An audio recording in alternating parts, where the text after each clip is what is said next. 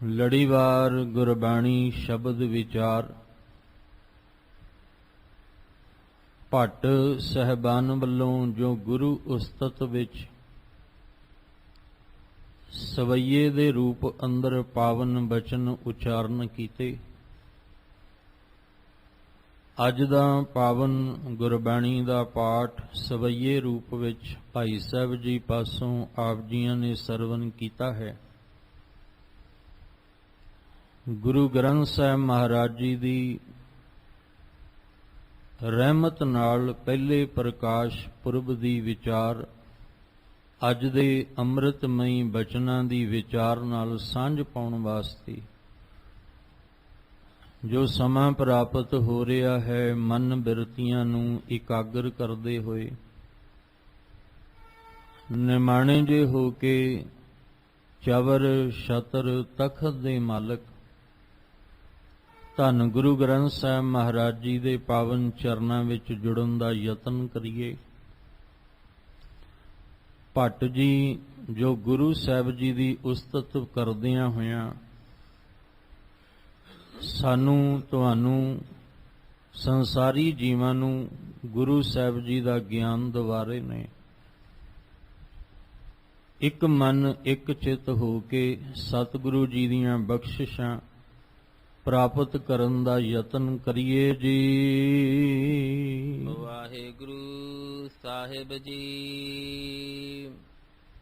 ਸਵਈਏ ਮਹੱਲੇ ਚੌਥੇ ਕੇ।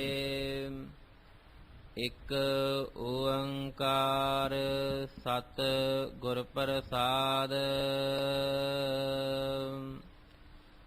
ਜਨਕ ਸੋਏ ਜਿਨ ਜਾਣਿਆ, ਓਨ ਮਨ ਰਥ ਧਰਿਆ। ਸਤ ਸੰਤੋਖ ਸਮਾਚਰੇ, ਅਪਰਾ ਸਰ ਭਰਿਆ।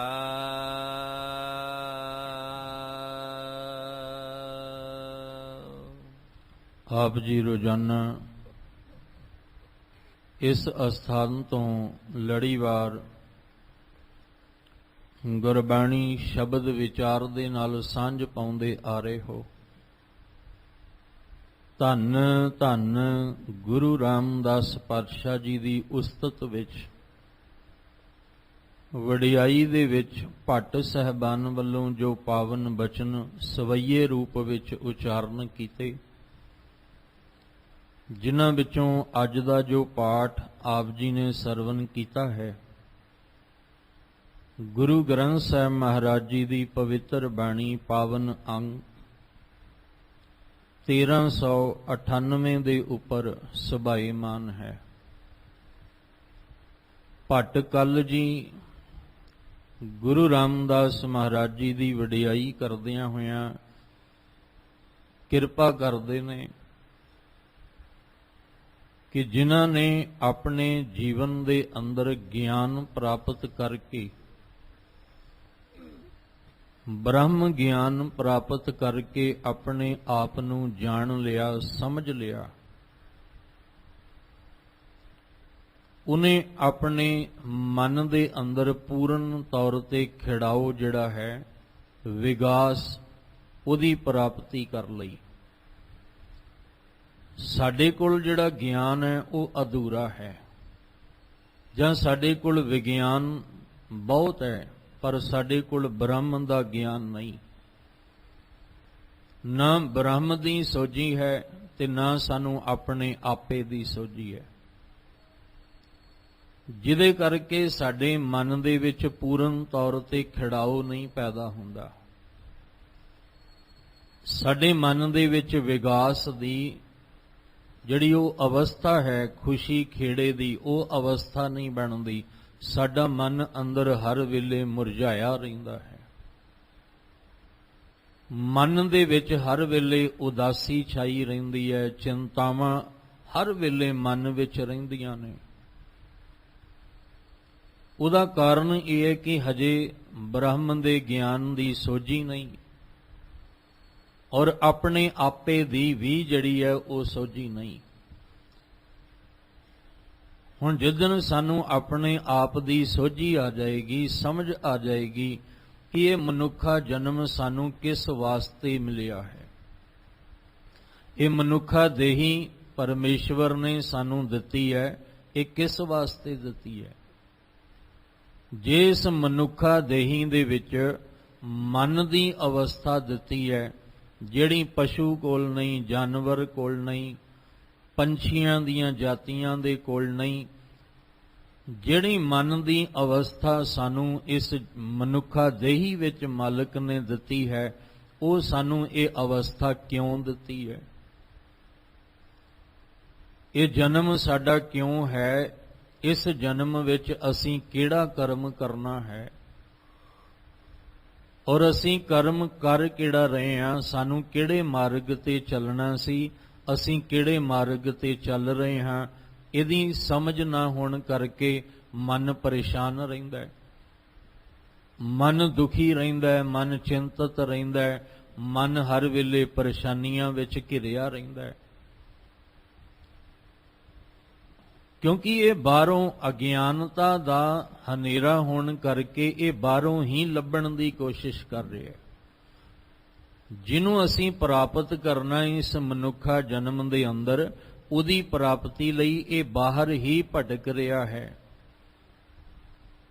ਪਰ ਜਦੋਂ ਅਸੀਂ ਗੁਰਬਾਣੀ ਦੇ ਨਾਲ ਜੁੜਾਂਗੇ, ਗੁਰਬਾਣੀ ਸਾਨੂੰ ਬ੍ਰਹਮ ਦਾ ਗਿਆਨ ਕਰਵਾਉਂਦੀ ਹੈ।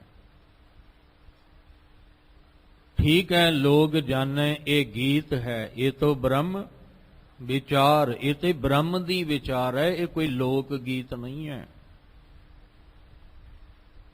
ये ब्रह्म दी विचार सी जिन्हें साडे मन नूं अंदर शांत करना सी, मन दे अंदर पूर्ण तौर ते खिड़ाओ पैदा होना सी, मन विच विगास पैदा होना सी। ये अमृत बाणी ब्रह्म दी विचार है। ਹੁਣ ਮਨ ਨੂੰ ਜਦੋਂ ਅੰਮ੍ਰਿਤ ਬਾਣੀ ਦਾ ਸਹਾਰਾ ਨਾ ਮਿਲਿਆ ਤੇ ਮਨ ਬਾਹਰ ਭਟਕਦਾ ਹੈ। ਬਾਹਰ ਭਟਕਣ ਨਾਲ ਇਹਦੀ ਪਰੇਸ਼ਾਨੀਆਂ ਹੋਰ ਵੱਧ ਗਈਆਂ, ਚਿੰਤਾ ਹੋਰ ਵੱਧ ਗਈ, ਭਟਕਣਾ ਹੋਰ ਵੱਧ ਗਈ।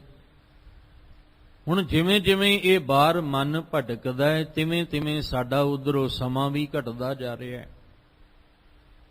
ਇੱਕ ਇੱਕ ਪਲ ਜਿਹੜਾ ਹੈ ਉਹ ਇੱਕ ਇੱਕ ਦਿਨ ਸਾਡੀ ਜ਼ਿੰਦਗੀ ਦਾ ਘਟ ਰਿਹਾ ਹੈ। ਦਿਨ ਦਿਨ ਅਵਧ ਘਟਤ ਹੈ। ਇਧਰੋਂ ਅਸੀਂ ਘਟ ਰਹੇ ਹਾਂ, ਉਧਰੋਂ ਮਨ ਭਟਕ ਰਿਹਾ। ਹੁਣ ਮਨ ਇੰਨਾ ਭਟਕਦਾ ਭਟਕਦਾ ਦੂਰ ਲੰਘ ਗਿਆ ਕਿ ਉਹਦਾ ਵਾਪਸ ਪਰਤਣਾ ਜਿਹੜਾ ਸੀ ਕਹਿਣ ਲੱਗੇ ਔਖਾ ਹੋ ਗਿਆ। ਇਹ ਨਾ ਹੋਵੇ ਕਿ ਇਧਰੋਂ ਜ਼ਿੰਦਗੀ ਦਾ ਸਮਾਂ ਹੀ ਮੁੱਕ ਜਾਏ।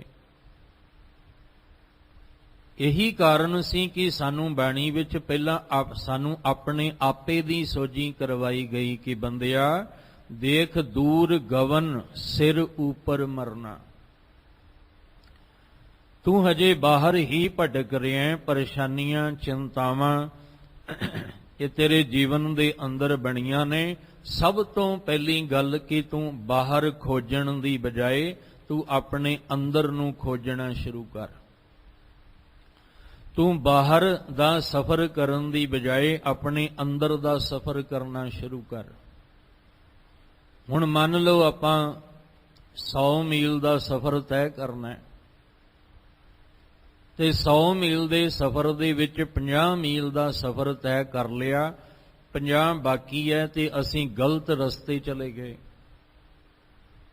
ਜਿੱਥੋਂ ਅਸੀਂ ਗਲਤ ਰਸਤੇ ਪੈ ਗਏ ਸੀ ਉੱਥੋਂ ਅਸੀਂ 10 ਮੀਲ 20 ਮੀਲ 30 ਮੀਲ ਅਸੀਂ ਗਲਤ ਚਲੇ ਗਏ ਤੇ ਜਾ ਕੇ 30 ਮੀਲ ਤੇ ਪਤਾ ਲੱਗਾ ਵੀ ਅਸੀਂ ਤੇ ਦੂਜੇ ਰਾਹ ਪੈ ਗਏ।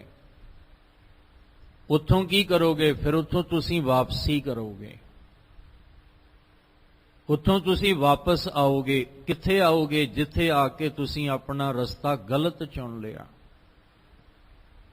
ਹੁਣ ਹੋਇਆ ਕਿ 30 ਮੀਲ ਪਹਿਲਾਂ ਅੱਗੇ ਗਿਆ, ਅੱਗੇ ਜਾ ਕੇ ਪਤਾ ਲੱਗਾ ਵੀ ਇਹ ਤੇ ਰਸਤਾ ਗਲਤ ਹੈ। ਫਿਰ 30 ਮੀਲ ਵਾਪਸ ਆਇਆ, ਫਿਰ ਆ ਕੇ ਆਪਣੇ ਅਸਲ ਰਾਹ ਉੱਤੇ ਪਿਆ। ਬਸ ਸਾਡੀ ਵੀ ਹਾਲਤ ਇਦਾਂ ਦੀ ਹੈ। ਅਸੀਂ ਮਨੁੱਖਾ ਦੇਹੀ ਵਿੱਚ ਆਏ ਤੇ ਹਾਂ, ਪਰ ਆ ਕੇ ਅਸੀਂ ਪੈ ਗਲਤ ਰਸਤੇ ਪਏ ਹਾਂ। ਬਾਹਰ ਖੋਜ ਰਹੇ ਹਾਂ, ਬਾਹਰ ਅਸੀਂ ਖੁਸ਼ੀਆਂ, ਆਪਣੇ ਮਨ ਦਾ ਖਿੜਾਓ, ਮਨ ਦੇ ਵਿੱਚ ਜਿਹੜਾ ਭਗਤਾਂ ਕੋਲ ਵਿਗਾਸ ਹੈ, ਨਾਨਕ ਭਗਤਾਂ ਸਦਾ ਵਿਗਾਸ, ਉਹ ਜਿਹੜੇ ਸਦਾ ਵਿਗਾਸ ਵਿੱਚ ਪੂਰਨ ਖੜਾਓ ਵਿੱਚ ਰਹਿੰਦੇ ਨੇ, ਉਹ ਅਸੀਂ ਪ੍ਰਾਪਤ ਕਰਨਾ ਹੈ। ਉਹਦੇ ਲਈ ਅਸੀਂ ਬਾਹਰ ਭਟਕ ਰਹੇ ਹਾਂ।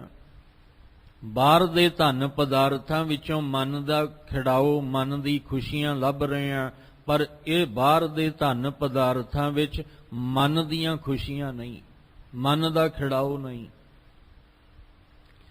ਇਸ ਲਈ ਫਿਰ ਸਾਨੂੰ ਜਦੋਂ ਅਸੀਂ ਗਲਤ ਰਸਤੇ ਪੈ ਗਏ ਤਾਂ ਗੁਰੂ ਸਾਹਿਬ ਨੇ ਫਿਰ ਗੁਰਬਾਣੀ ਰਾਹੀਂ ਗਿਆਨ ਦਿੱਤਾ, ਗੁਰਬਾਣੀ ਰਾਹੀਂ ਸਮਝਾਇਆ ਕਿ ਤੂੰ ਬਾਹਰ ਦਾ ਸਫ਼ਰ ਜਿਹੜਾ ਹੈ ਇਹਨੂੰ ਬ੍ਰੇਕ ਲਾ ਤੇ ਫਿਰ ਅੰਦਰ ਦਾ ਸਫ਼ਰ ਸ਼ੁਰੂ ਕਰ। ਬੰਦੇ ਖੋਜ ਦਿਲ ਹਰ ਰੋਜ਼, ਨਾ ਫਿਰ ਪਰੇਸ਼ਾਨੀ ਮਾਹੇ। ਫਿਰ ਤੈਨੂੰ ਪਰੇਸ਼ਾਨੀ ਨਹੀਂ ਹੋਏਗੀ। ਤੂੰ ਗਲਤ ਰਸਤੇ ਪੈ ਗਿਆ, ਇਸ ਰਸਤੇ ਨੂੰ ਛੱਡ, ਆਹ ਵਾਲਾ ਰਸਤਾ। ਹੁਣ ਉਹ ਗਿਆਨ, ਜਦੋਂ ਗਿਆਨ ਹੋਏਗਾ ਤਾਂ ਹੀ ਅਸੀਂ ਅਸਲ ਰਸਤੇ ਉੱਤੇ ਪਵਾਂਗੇ। ਜੇ ਸਾਡੇ ਕੋਲ ਗਿਆਨ ਹੀ ਨਹੀਂ ਤੇ ਫਿਰ ਅਸਲ ਰਸਤੇ ਤੇ ਚੱਲਣਾ ਵੀ ਔਖਾ ਹੈ। ਜਿੰਨੇ ਵੀ ਅੱਜ ਹਾਈਵੇ ਬਣੇ ਹੋਏ ਨੇ ਉਹਨਾਂ ਉੱਤੇ ਬੋਰਡ ਲੱਗੇ ਹੁੰਦੇ ਨੇ, ਉਹ ਕਾਹਦੇ ਲਈ ਹੁੰਦੇ ਨੇ? ਉਹ ਗਿਆਨ ਦਿਵਾਉਣ ਵਾਸਤੇ, ਉਹ ਸੋਝੀ ਕਰਾਉਣ ਵਾਸਤੇ ਹੁੰਦੇ ਨੇ ਕਿ ਸਿੱਧਾ ਰਸਤਾ ਕਿਹੜੇ ਸ਼ਹਿਰ ਨੂੰ ਜਾਏਗਾ, ਖੱਬੇ ਵਾਲੇ ਪਾਸੇ ਕਿਹੜੇ ਸ਼ਹਿਰ ਨੂੰ ਜਾਏਗਾ, ਸੱਜੇ ਵਾਲੇ ਪਾਸੇ ਕਿਹੜੇ ਸ਼ਹਿਰ ਨੂੰ ਜਾਏਗਾ। ਹੁਣ ਰਸਤਾ ਤੇ ਚੱਲ ਜਾ ਰਿਹਾ ਹੈ, ਪਰ ਗਿਆਨ ਕੌਣ ਦਿਵਾ ਰਿਹਾ ਹੈ? ਉਹ ਲੱਗਾ ਹੋਇਆ ਬੋਰਡ, ਉਹਦੇ ਉੱਤੇ ਲਿਖੇ ਹੋਏ ਅੱਖਰ। ਗੁਰਬਾਣੀ ਸਾਨੂੰ ਗਿਆਨ ਦਿਵਾ ਰਹੀ ਹੈ, ਤੂੰ ਕਿਹੜੇ ਰਸਤੇ ਉੱਤੇ ਤੁਰਨਾ ਤੇ ਕਿਹੜੇ ਰਾਹ ਉੱਤੇ ਨਹੀਂ ਤੁਰਨਾ। ਤੂੰ ਕਿੱਥੇ ਖੋਜ ਕਰਨੀ ਹੈ, ਕਿੱਥੇ ਖੋਜ ਨਹੀਂ ਕਰਨੀ। ਗੁਰਬਾਣੀ ਸਾਨੂੰ ਉਹ ਜਿਵੇਂ ਇੱਕ ਬੋਰਡ ਲਿਖਿਆ ਹੋਇਆ ਹੈ, ਦੱਸ ਰਿਹਾ ਵੀ ਆਹ ਸ਼ਹਿਰ ਤੂੰ ਪਹੁੰਚਣਾ ਤੇ ਇੰਨਾ ਮੀਲ ਤੇ ਇਹ ਆਹ ਵਾਲਾ ਰਸਤਾ ਹੈ। ਗੁਰਬਾਣੀ ਵੀ ਸਾਨੂੰ ਇਹੀ ਕਹਿ ਰਹੀ ਹੈ ਕਿ ਬੰਦੇ ਤੇ ਉਹ ਆਪਣਾ ਰਸਤਾ ਜਿਹੜਾ ਹੈ ਉਹ ਦਿਲ ਵਾਲਾ ਪਕੜ, ਜਿਹੜਾ ਦਿਲ ਨੂੰ ਜਾਂਦਾ ਹੈ। ਤੂੰ ਉਸ ਰਸਤੇ ਤੇ ਪੈ, ਮਨ ਨੇ ਪੈਣਾ ਸੁਰਤ ਕਰਕੇ। ਮਨ ਨੂੰ ਕਹਿੰਦੇ ਪਏ ਨੇ ਕਿ ਦਿਮਾਗ ਤੋਂ ਦਿਲ ਵਾਲੇ ਰਸਤੇ ਉੱਤੇ ਤੁਰ। ਤੇਰੀ ਮੰਜ਼ਿਲ ਦਿਲ ਦੇ ਵਿੱਚ ਹੈ, ਤੇਰੀ ਮੰਜ਼ਿਲ ਜੰਗਲ ਵਿੱਚ ਨਹੀਂ। ਕਾਹੇ ਰੇ ਬਨ ਖੋਜਨ ਜਾਈ, ਸਰਬ ਨਿਵਾਸੀ ਸਦਾ ਅਲੇਪਾ ਤੋਹੀ ਸੰਗ ਸਮਾਈ। ਹੁਣ ਦਿਮਾਗ ਤੋਂ ਦਿਲ ਤੱਕ ਦਾ ਸਫ਼ਰ ਜਿਹੜਾ ਕਰਨਾ, ਉਹਦੇ ਲਈ ਪਹਿਲਾਂ ਤਾਂ ਗਿਆਨ ਚਾਹੀਦਾ ਹੈ। ਗਿਆਨ ਗੁਰਬਾਣੀ ਵਿੱਚ ਹੈ, ਗੁਰੂ ਰਾਹੀਂ ਮਿਲਣਾ ਹੈ। ਔਰ ਦੂਸਰਾ, ਇਸ ਰਸਤੇ ਤੇ ਅਸੀਂ ਚੱਲਣਾ ਕਿਵੇਂ ਹੈ? ਕਰ ਬੰਦੇ ਤੂੰ ਬੰਦਗੀ, ਜਿਚਰ ਘਟ ਮੈਂ ਸਾਹ। ਜਿੰਨਾ ਚਿਰ ਸਾਹ ਹੈ ਨਾ, ਤੂੰ ਉਹਦੀ ਬੰਦਗੀ ਕਰਦਾ ਤੁਰਿਆ ਚੱਲ, ਉਹਦੀ ਭਗਤੀ ਵਿੱਚ ਲੀਨ ਹੋ ਕੇ ਤੁਰਿਆ ਚੱਲ। ਸਦਾ ਲਈ ਵਿਗਾਸ, ਖੁਸ਼ੀ, ਖੇੜਾ ਤੇਰੇ ਅੰਦਰ ਬਣਿਆ ਰਹੇਗਾ।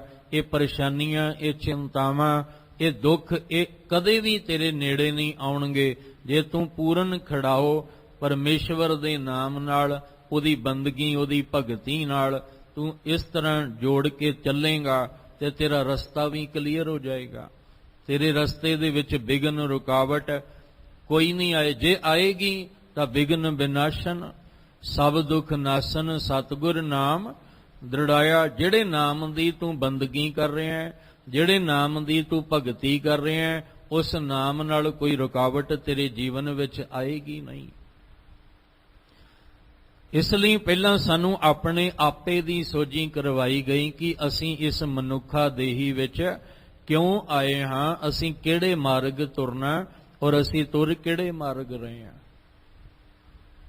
ਅਸੀਂ ਮਨ ਦੇ ਤਲ ਤੇ ਚੱਲਣਾ ਸੀ, ਅਸੀਂ ਤਨ ਦੇ ਤਲ ਤੇ ਜਿਉਣ ਦੀ ਜਾਚ ਤਾਂ ਸਿੱਖ ਕੇ ਤਨ ਦੇ ਤਲ ਤੇ ਹੀ ਬਾਹਰ ਭਟਕ ਰਹੇ ਹਾਂ। ਫਿਰ ਦੂਜੀ ਗੱਲ, ਸਾਨੂੰ ਬ੍ਰਹਮ ਦੀ ਗਿਆਨ, ਬ੍ਰਹਮ ਦਾ ਗਿਆਨ ਕਰਵਾਉਣ ਲਈ ਆਖਿਆ ਕਿ ਜੋ ਬ੍ਰਹਮੰਡੈ ਸੋਈ ਪਿੰਡੈ, ਜੋ ਖੋਜੈ ਸੋ ਪਾਵੈ। ਜੋ ਤੂੰ ਬੰਦਿਆ ਬ੍ਰਹਮੰਡ ਵਿੱਚ ਲੱਭਦਾ ਪਿਆ ਹੈ, ਉਹਨੂੰ ਤੂੰ ਆਪਣੇ ਪਿੰਡੇ ਵਿੱਚ ਲੱਭ। ਜਦੋਂ ਤੈਨੂੰ ਆਪਣੇ ਪਿੰਡੇ ਵਿੱਚ ਤੈਨੂੰ ਉਹ ਦਿਸ ਪਿਆ, ਜਿਵੇਂ ਪਹਿਲਾਂ ਹੀ ਜ਼ਿਕਰ ਕੀਤਾ, ਦਿਮਾਗ ਤੋਂ ਦਿਲ ਦਾ ਸਫ਼ਰ ਹੈ ਗੁਰਬਾਣੀ ਦੀ ਰੋਸ਼ਨੀ 'ਚ। ਗੁਰਬਾਣੀ ਦੇ ਗਿਆਨ ਵਿੱਚ ਅਸੀਂ ਰੋਜ਼ ਦਿਮਾਗ ਤੋਂ ਦਿਲ ਤੱਕ ਦਾ ਸਫ਼ਰ ਕਰਨਾ ਹੈ। ਇਹਦੇ ਵਿੱਚ ਬਾਹਰੋਂ ਤਾਂ ਜਿਵੇਂ ਰਸਤਾ ਖਰਾਬ ਹੈ ਜਾਂ ਕੋਈ ਮੌਸਮ ਖਰਾਬ ਹੈ ਜਾਂ ਕੋਈ ਰਸਤਾ ਬਲੌਕ ਹੋ ਗਿਆ, ਬਾਹਰੋਂ ਤਾਂ ਕੋਈ ਜਿਸ ਗੱਡੀ ਤੇ ਸਫ਼ਰ ਕਰ ਰਹੇ ਆ ਉਹਨੂੰ ਕੋਈ ਪਰੇਸ਼ਾਨੀ ਆ ਗਈ, ਇਹ ਰੁਕਾਵਟਾਂ ਨੇ ਬਾਹਰ ਦੀਆਂ। ਪਰ ਅੰਦਰ ਦੀ ਰੁਕਾਵਟ ਜਿਹੜੀ ਹੈ ਉਹ ਕਿਹਨੇ ਪਾਉਣੀ ਹੈ? ਕਾਮ, ਕ੍ਰੋਧ, ਲੋਭ, ਮੋਹ, ਅਹੰਕਾਰ ਨੇ। ਜਦੋਂ ਹੀ ਬਾਣੀ ਦਾ ਅਭਿਆਸ ਕਰਦੇ ਆ, ਕੌਣ ਆਉਂਦਾ? ਇਹੀ ਤੇ ਆਉਂਦੇ ਨੇ। ਇਹਨਾਂ ਨੂੰ ਹੀ ਅਸੀਂ ਆਪਣੇ ਰਸਤੇ ਤੋਂ ਹਟਾਉਣਾ ਹੈ ਤਾਂ ਕਿ ਸਾਡਾ ਸਫ਼ਰ ਜਿਹੜਾ ਉਹ ਨਿਰਵਿਘਨਤਾ ਸਹਿਤ ਚੱਲਦਾ ਰਹੇ। ਤੇ ਉਹ ਕਿਵੇਂ ਹੋਏਗਾ? ਉਹ ਹੋਏਗਾ ਗੁਰਬਾਣੀ ਦੀ ਰੋਸ਼ਨੀ 'ਚ। ਉਹ ਗੁਰਬਾਣੀ ਦੇ ਗਿਆਨ ਨਾਲ ਅਸੀਂ ਇਹਨੂੰ ਦੂਰ ਕਰ ਸਕਦੇ ਹਾਂ। ਇਸ ਲਈ ਜੋ ਬ੍ਰਹਿਮੰਡ ਵਿੱਚ ਲੱਭ ਰਹੇ ਹਾਂ ਉਹ ਤਾਂ ਸਾਡੇ ਪਿੰਡੇ ਵਿੱਚ ਹੈ। ਇਸ ਸਾਹਿਬ ਕਹਿੰਦੇ ਪਹਿਲਾਂ ਆਪਣੇ ਅੰਦਰ ਜਿਹੜਾ ਹੈ ਉਹ ਆਪਣੇ ਹਿਰਦੇ ਦੇ ਅੰਦਰ ਉਹਨੂੰ ਪ੍ਰਾਪਤ ਕਰ। ਜਦੋਂ ਤੈਨੂੰ ਆਪਣੇ ਹਿਰਦੇ ਚੋਂ ਉਹਦੀ ਪ੍ਰਾਪਤੀ ਹੋ ਗਈ ਫਿਰ ਤੈਨੂੰ ਸਾਰਿਆਂ ਚੋਂ ਪ੍ਰਾਪਤੀ ਹੋ ਜਾਏਗੀ। ਪਹਿਲਾਂ ਆਪਣੇ ਅੰਦਰ ਰੱਬੀ ਜੋਤ ਨੂੰ ਮਹਿਸੂਸ ਕਰ, ਫਿਰ ਰੱਬੀ ਜੋਤ ਸਾਰਿਆਂ ਵਿੱਚ ਦਿਸ ਪਏਗੀ। ਆਪਣੇ ਅੰਦਰ ਦਿਸਦੀ ਨਹੀਂ ਤੇ ਕਿਤੇ ਵੀ ਨਹੀਂ ਦਿਸਦੀ। ਜਿਸ ਦਿਨ ਆਪਣੇ ਅੰਦਰ ਰੱਬੀ ਜੋਤ ਸਾਨੂੰ ਦਿਸ ਪਏਗੀ ਜਾਂ ਮਹਿਸੂਸ ਹੋਏਗੀ ਜਾਂ ਅਸੀਂ ਉੱਥੇ ਤੱਕ ਦਾ ਸਫ਼ਰ ਕਰ ਲਾਂਗੇ ਗੁਰਬਾਣੀ ਦੀ ਰੋਸ਼ਨੀ ਵਿੱਚ, ਉਸ ਦਿਨ ਫਿਰ ਅਸੀਂ ਕਹਿ ਸਕਾਂਗੇ ਸਭ ਮੈਂ ਜੋਤ, ਜੋਤ ਹੈ ਸੋਏ ਤਿਸ ਦਾ ਚਾਨਣ, ਸਭ ਮੈਂ ਚਾਨਣ ਹੋਏ। ਪਰ ਹਜੇ ਨਹੀਂ, ਕਿਉਂਕਿ ਹਜੇ ਤੇ ਅਸੀਂ ਆਪ ਖੁਦ ਬਾਹਰ ਭਟਕ ਰਹੇ ਹਾਂ। ਜਿਸ ਦਿਨ ਸਾਨੂੰ ਆਪਣੇ ਇਸ ਪਿੰਡੇ ਵਿੱਚੋਂ ਹੀ ਸਾਰੀਆਂ ਬਖਸ਼ਿਸ਼ਾਂ ਮਿਲ ਗਈਆਂ, ਪਿੰਡਾ ਦਾ ਅਰਥ ਇਹ ਸਰੀਰ, ਇਹ ਬਾਡੀ, ਇੱਕ ਕਿਲਾ ਵੀ ਹੈ, ਇੱਕ ਘਰ ਵੀ ਹੈ। ਅਸੀਂ ਇਸ ਕਿਲੇ ਦੇ ਅੰਦਰ ਹੀ, ਇਸ ਘਰ ਦੇ ਅੰਦਰ ਹੀ ਸਾਰੀਆਂ ਬਖਸ਼ਿਸ਼ਾਂ। ਮਹਾਰਾਜ ਕਹਿੰਦੇ ਸਭ ਕਿਛ ਘਰ ਮੈਂ ਬਾਹਰ ਨਾਹੀ, ਬਾਹਰ ਟੋਲੇ ਸੋ ਭਰਮ ਭੁਲਾਹੀ। ਇਹ ਗਿਆਨੀ ਦੇ ਰਹੇ ਨੇ ਮਹਾਰਾਜ, ਰਸਤਾ ਹੀ ਦੱਸ ਰਹੇ ਨੇ ਕਿ ਤੂੰ ਰਸਤਾ ਗਲਤ ਚੁਣ ਲਿਆ। ਹੁਣ ਗਲਤ ਰਸਤਾ ਚੁਣ ਲਿਆ, ਅੱਗੋਂ ਹੋਰ ਕਈ ਭਰਮ ਪਾਉਣ ਵਾਲੇ ਰਸਤੇ ਅੱਗੋਂ ਹੋਰ ਬਣ ਗਏ। ਇਸ ਲਈ ਸਾਹਿਬ ਕਹਿੰਦੇ ਬਾਹਰ ਜੋ ਤੂੰ ਢੂੰਡ ਰਿਹਾ ਉਹ ਤਾਂ ਸਭ ਕੁਝ ਤੇਰੇ ਘਰ ਦੇ ਅੰਦਰ ਹੀ ਹੈ। ਘਰ ਹੀ ਮੈਂ ਅੰਮ੍ਰਿਤ ਭਰਪੂਰ ਹੈ, ਮਨ ਮੁਖਾਂ ਸਾਧ ਨਾ ਪਾਇਆ। ਜਿਉਂ ਕਸਤੂਰੀ ਮਿਰਗ ਨਾ ਜਾਣੇ ਭਰਮ ਦਾ ਭਰਮ ਭੁਲਾਇਆ। ਕਹਿੰਦੇ ਉਸ ਹਿਰਨ ਦੇ ਕਸਤੂਰੀ ਵਰਗਾ ਤੇਰਾ ਇਹ ਹਾਲ ਹੈ। ਉਹਦੀ ਨਾਭੀ ਵਿੱਚ ਕਸਤੂਰੀ ਖੁਸ਼ਬੂ ਵਾਲੀ ਕਸਤੂਰੀ ਹੈ, ਪਰ ਉਹਨੂੰ ਇਦਾਂ ਲੱਗਦਾ ਜਿਵੇਂ ਬਾਹਰੋਂ ਖੁਸ਼ਬੂ ਆ ਰਹੀ ਹੈ, ਸ਼ਿਕਾਰੀ ਦੇ ਹੱਥ ਆ ਜਾਂਦਾ ਹੈ। ਇਸੇ ਤਰ੍ਹਾਂ ਅਸੀਂ ਵੀ ਸੋਚਦੇ ਹਾਂ ਵੀ ਰੱਬ ਬਾਹਰੋਂ ਸਾਨੂੰ ਮਿਲਣਾ ਹੈ, ਅਸੀਂ ਵੀ ਸ਼ਿਕਾਰੀਆਂ ਦੇ ਹੱਥ ਆ ਜਾਂਦੇ ਹਾਂ। ਬੜੇ ਸ਼ਿਕਾਰੀ ਧਰਮ ਦੀ ਦੁਨੀਆ 'ਚ ਬੈਠੇ ਨੇ, ਜਿਹੜਾ ਸ਼ਿਕਾਰ ਕਰਕੇ ਆਪਣਾ ਆਪਣਾ ਖਜ਼ਾਨਾ ਭਰਨਾ ਚਾਹੁੰਦੇ ਨੇ, ਰਾਹ ਨਹੀਂ ਦੱਸਣਾ ਚਾਹੁੰਦੇ। ਕਿਉਂਕਿ ਜਿਹੜੇ ਧਰਮ ਦੀ ਦੁਨੀਆ ਵਿੱਚ ਸ਼ਿਕਾਰ ਕਰਨ ਵਾਲੇ ਸ਼ਿਕਾਰੀ ਬੈਠੇ ਨੇ, ਉਹਨਾਂ ਨੂੰ ਤੇ ਖੁਦ ਨਹੀਂ ਰੱਬ ਦਾ ਪਤਾ। ਉਹ ਤੇ ਖੁਦ ਨਹੀਂ ਜਾਣਦੇ ਆਪਣੇ ਆਪੇ ਦੀ ਸੋਝੀ ਉਹਨਾਂ ਨੂੰ ਆਪ ਨੂੰ ਨਹੀਂ ਹੈ। ਉਹ ਸਾਨੂੰ ਤੁਹਾਨੂੰ ਕਿੱਥੋਂ ਕਰਵਾਉਣਗੇ? ਉਹ ਤਾਂ ਸ਼ਿਕਾਰੀ ਨੇ, ਸ਼ਿਕਾਰ ਕਰਨਾ ਜਾਣਦੇ ਨੇ। ਇਹੀ ਕਾਰਨ ਸੀ ਕਿ ਅਸੀਂ ਅਧੂਰੇ ਨਾਲ ਨਹੀਂ, ਅਸੀਂ ਪੂਰੇ ਨਾਲ ਜੁੜਨਾ ਸੀ। ਕਿਉਂਕਿ ਪੂਰੇ ਗੁਰੂ ਨੇ ਸਾਨੂੰ ਭਰਮ ਦੇ ਵਿੱਚੋਂ ਕੱਢਣਾ ਹੈ, ਸਾਡੀ ਭਟਕਣਾ ਨੂੰ ਖਤਮ ਕਰਨਾ ਹੈ, ਸਾਡੀਆਂ ਚਿੰਤਾਵਾਂ ਨੂੰ ਮੁਕਾਉਣਾ ਹੈ, ਸਾਡੀਆਂ ਪਰੇਸ਼ਾਨੀਆਂ ਦਾ ਹੱਲ ਕੱਢਣਾ ਹੈ ਗੁਰਬਾਣੀ ਵਿੱਚੋਂ। ਇਸ ਲਈ ਅਸੀਂ ਪੂਰੇ ਨਾਲ ਜੁੜਨਾ ਹੈ, ਜਿੱਥੇ ਪੂਰਨ ਗਿਆਨ ਹੈ, ਜਿੱਥੇ ਬ੍ਰਹਮ ਦੀ ਸੋਝੀ ਹੈ, ਬ੍ਰਹਮ ਦਾ ਗਿਆਨ ਹੈ।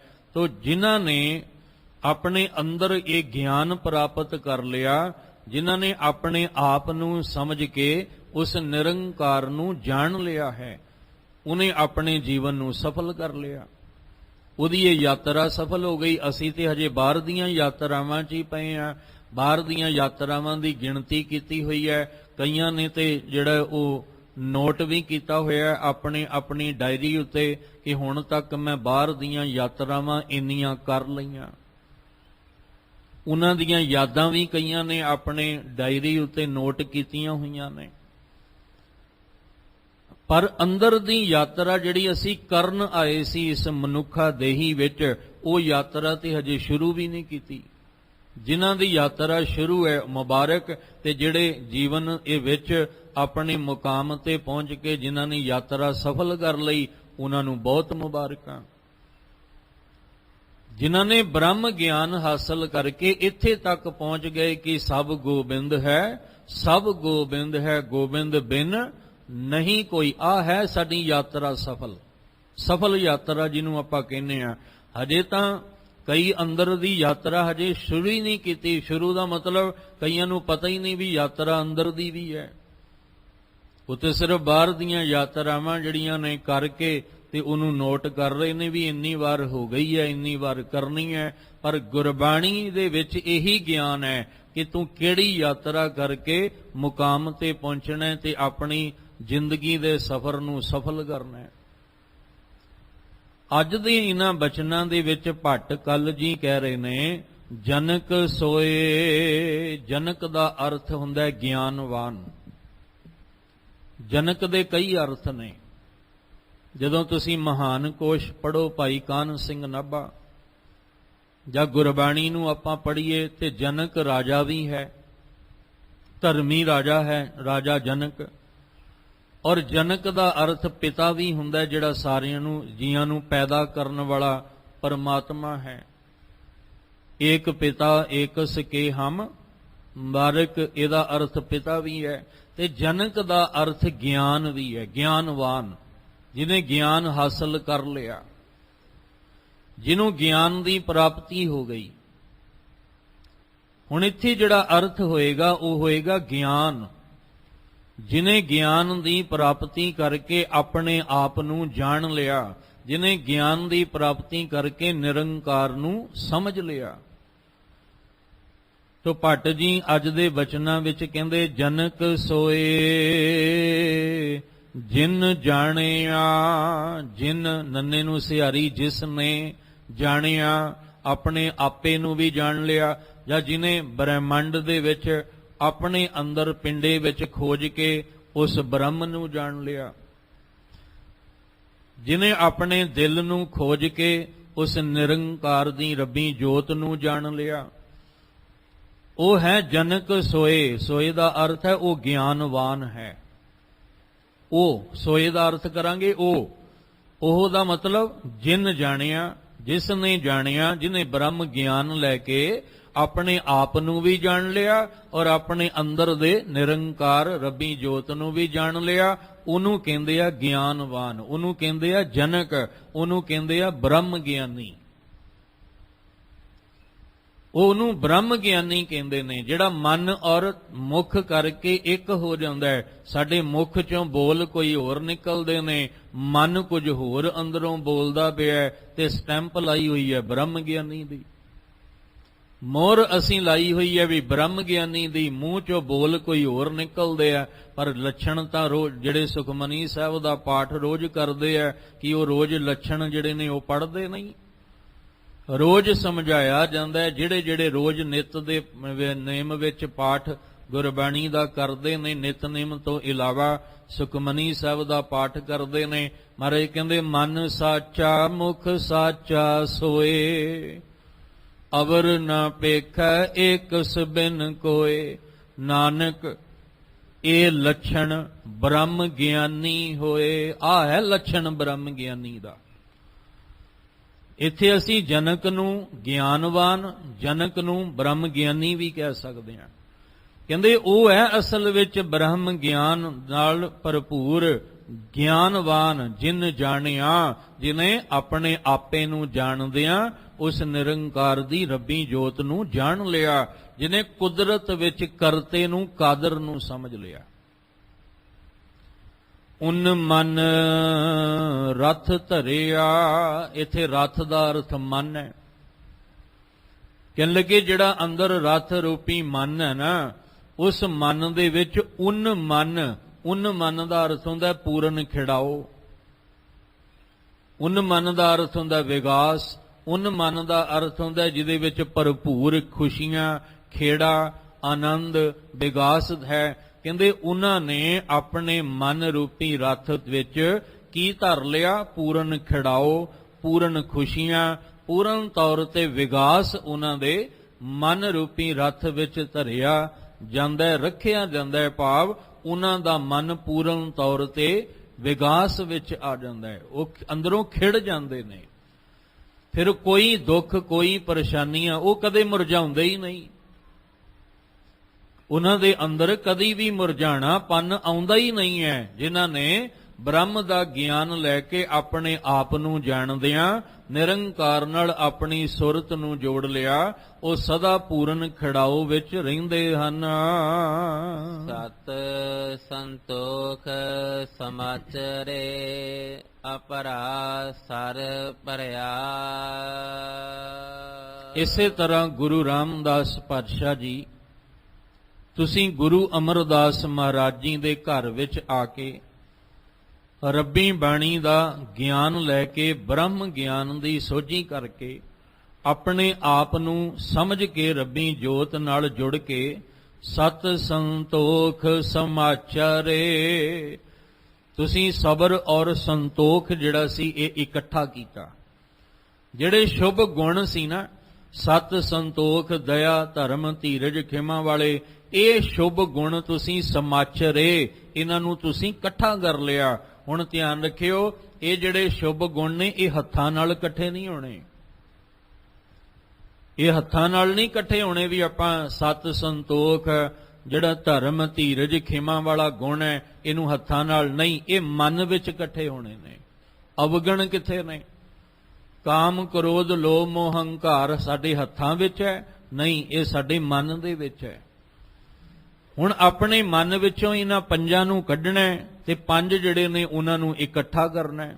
ਪਹਿਲੀ ਗੱਲ ਤੇ ਪੰਜਾਂ ਨੂੰ ਕੱਢਣਾ ਹੀ ਬੜਾ ਔਖਾ ਹੈ, ਤੇ ਫਿਰ ਇਹਨਾਂ ਪੰਜਾਂ ਨੂੰ ਇਕੱਠਾ ਕਰਨਾ ਵੀ ਔਖਾ ਹੈ। ਪਰ ਗੁਰੂ ਰਾਮਦਾਸ ਪਾਤਸ਼ਾਹ ਜੀ, ਤੁਸੀਂ ਉਸ ਜਨਕ ਗਿਆਨਵਾਨ ਬਣ ਕੇ ਤੁਸੀਂ ਆਪਣੇ ਆਪ ਨੂੰ ਜਾਣਦਿਆਂ ਆਪਣੇ ਮਨ ਨੂੰ ਪੂਰਨ ਖਿੜਾਓ ਵਿੱਚ ਲਿਆ ਕੇ ਸਤ ਤੇ ਸੰਤੋਖ ਧਰਮ ਜਿਹੜਾ ਇਸ ਖਿਮਾ ਵਾਲੇ ਗੁਣ ਨੇ ਇਹਨਾਂ ਨੂੰ ਇਕੱਠਾ ਕਰਕੇ ਭਰਾ ਸਰ ਭਰਿਆ। ਜਿਹੜਾ ਅੰਦਰ ਕਹਿਣ ਲੱਗੇ ਸਰ ਸਰੋਵਰ ਖਾਲੀ ਪਿਆ ਹੋਇਆ ਸੀ ਨਾ, ਸੋਕਾ ਪਿਆ ਹੋਇਆ ਸੀ, ਉਹਨੂੰ ਤੁਸੀਂ ਅੰਮ੍ਰਿਤ ਬਾਣੀ ਦੇ ਗਿਆਨ ਨਾਲ, ਗੁਰੂ ਦੀ ਕਿਰਪਾ ਨਾਲ, ਅੰਮ੍ਰਿਤ ਦੇ ਰਸ ਨਾਲ, ਤੁਸੀਂ ਸ਼ੁਭ ਗੁਣਾਂ ਨਾਲ ਉਹਨੂੰ ਭਰ ਲਿਆ। ਜਿਹੜਾ ਅੰਦਰ ਸੋਕਾ ਪਿਆ ਸੀ ਉਹਨੂੰ ਦੁਬਾਰਾ ਤੁਸੀਂ ਅੰਮ੍ਰਿਤ ਤੇ ਸ਼ੁਭ ਗੁਣਾਂ ਦੇ ਨਾਲ ਉਹਨੂੰ ਭਰ ਲਿਆ ਹੈ ਜੀ। ਅਕਥ ਕਥਾ ਅਮਰਾਪੁਰੀ ਜਿਸ ਦੇ ਸੋ ਪਾਵੈ। ਜਦੋਂ ਤੁਸੀਂ ਆਪਣੇ ਅੰਦਰ ਦੇ ਖਾਲੀ ਪਏ ਹੋਏ ਸਰੋਵਰ ਨੂੰ ਅੰਮ੍ਰਿਤ ਰਸ ਨਾਲ ਸ਼ੁਭ ਗੁਣਾਂ ਨਾਲ ਭਰ ਲਿਆ, ਤੁਸੀਂ ਅਮਰਾਪੁਰੀ ਵਿੱਚ ਵਾਸਾ ਕਰ ਲਿਆ, ਜਿਹਨੂੰ ਅਸੀਂ ਬੇਗਮਪੁਰਾ ਵੀ ਜਿਹੜਾ ਉਹ, ਕਿਉਂਕਿ ਅਮਰਾਪੁਰੀ ਬੇਗਮਪੁਰਾ ਇਹ ਸਾਡੇ ਅੰਦਰ ਦੇ ਨਾਮ ਨੇ, ਇਹ ਬਾਹਰ ਦੇ ਨਹੀਂ।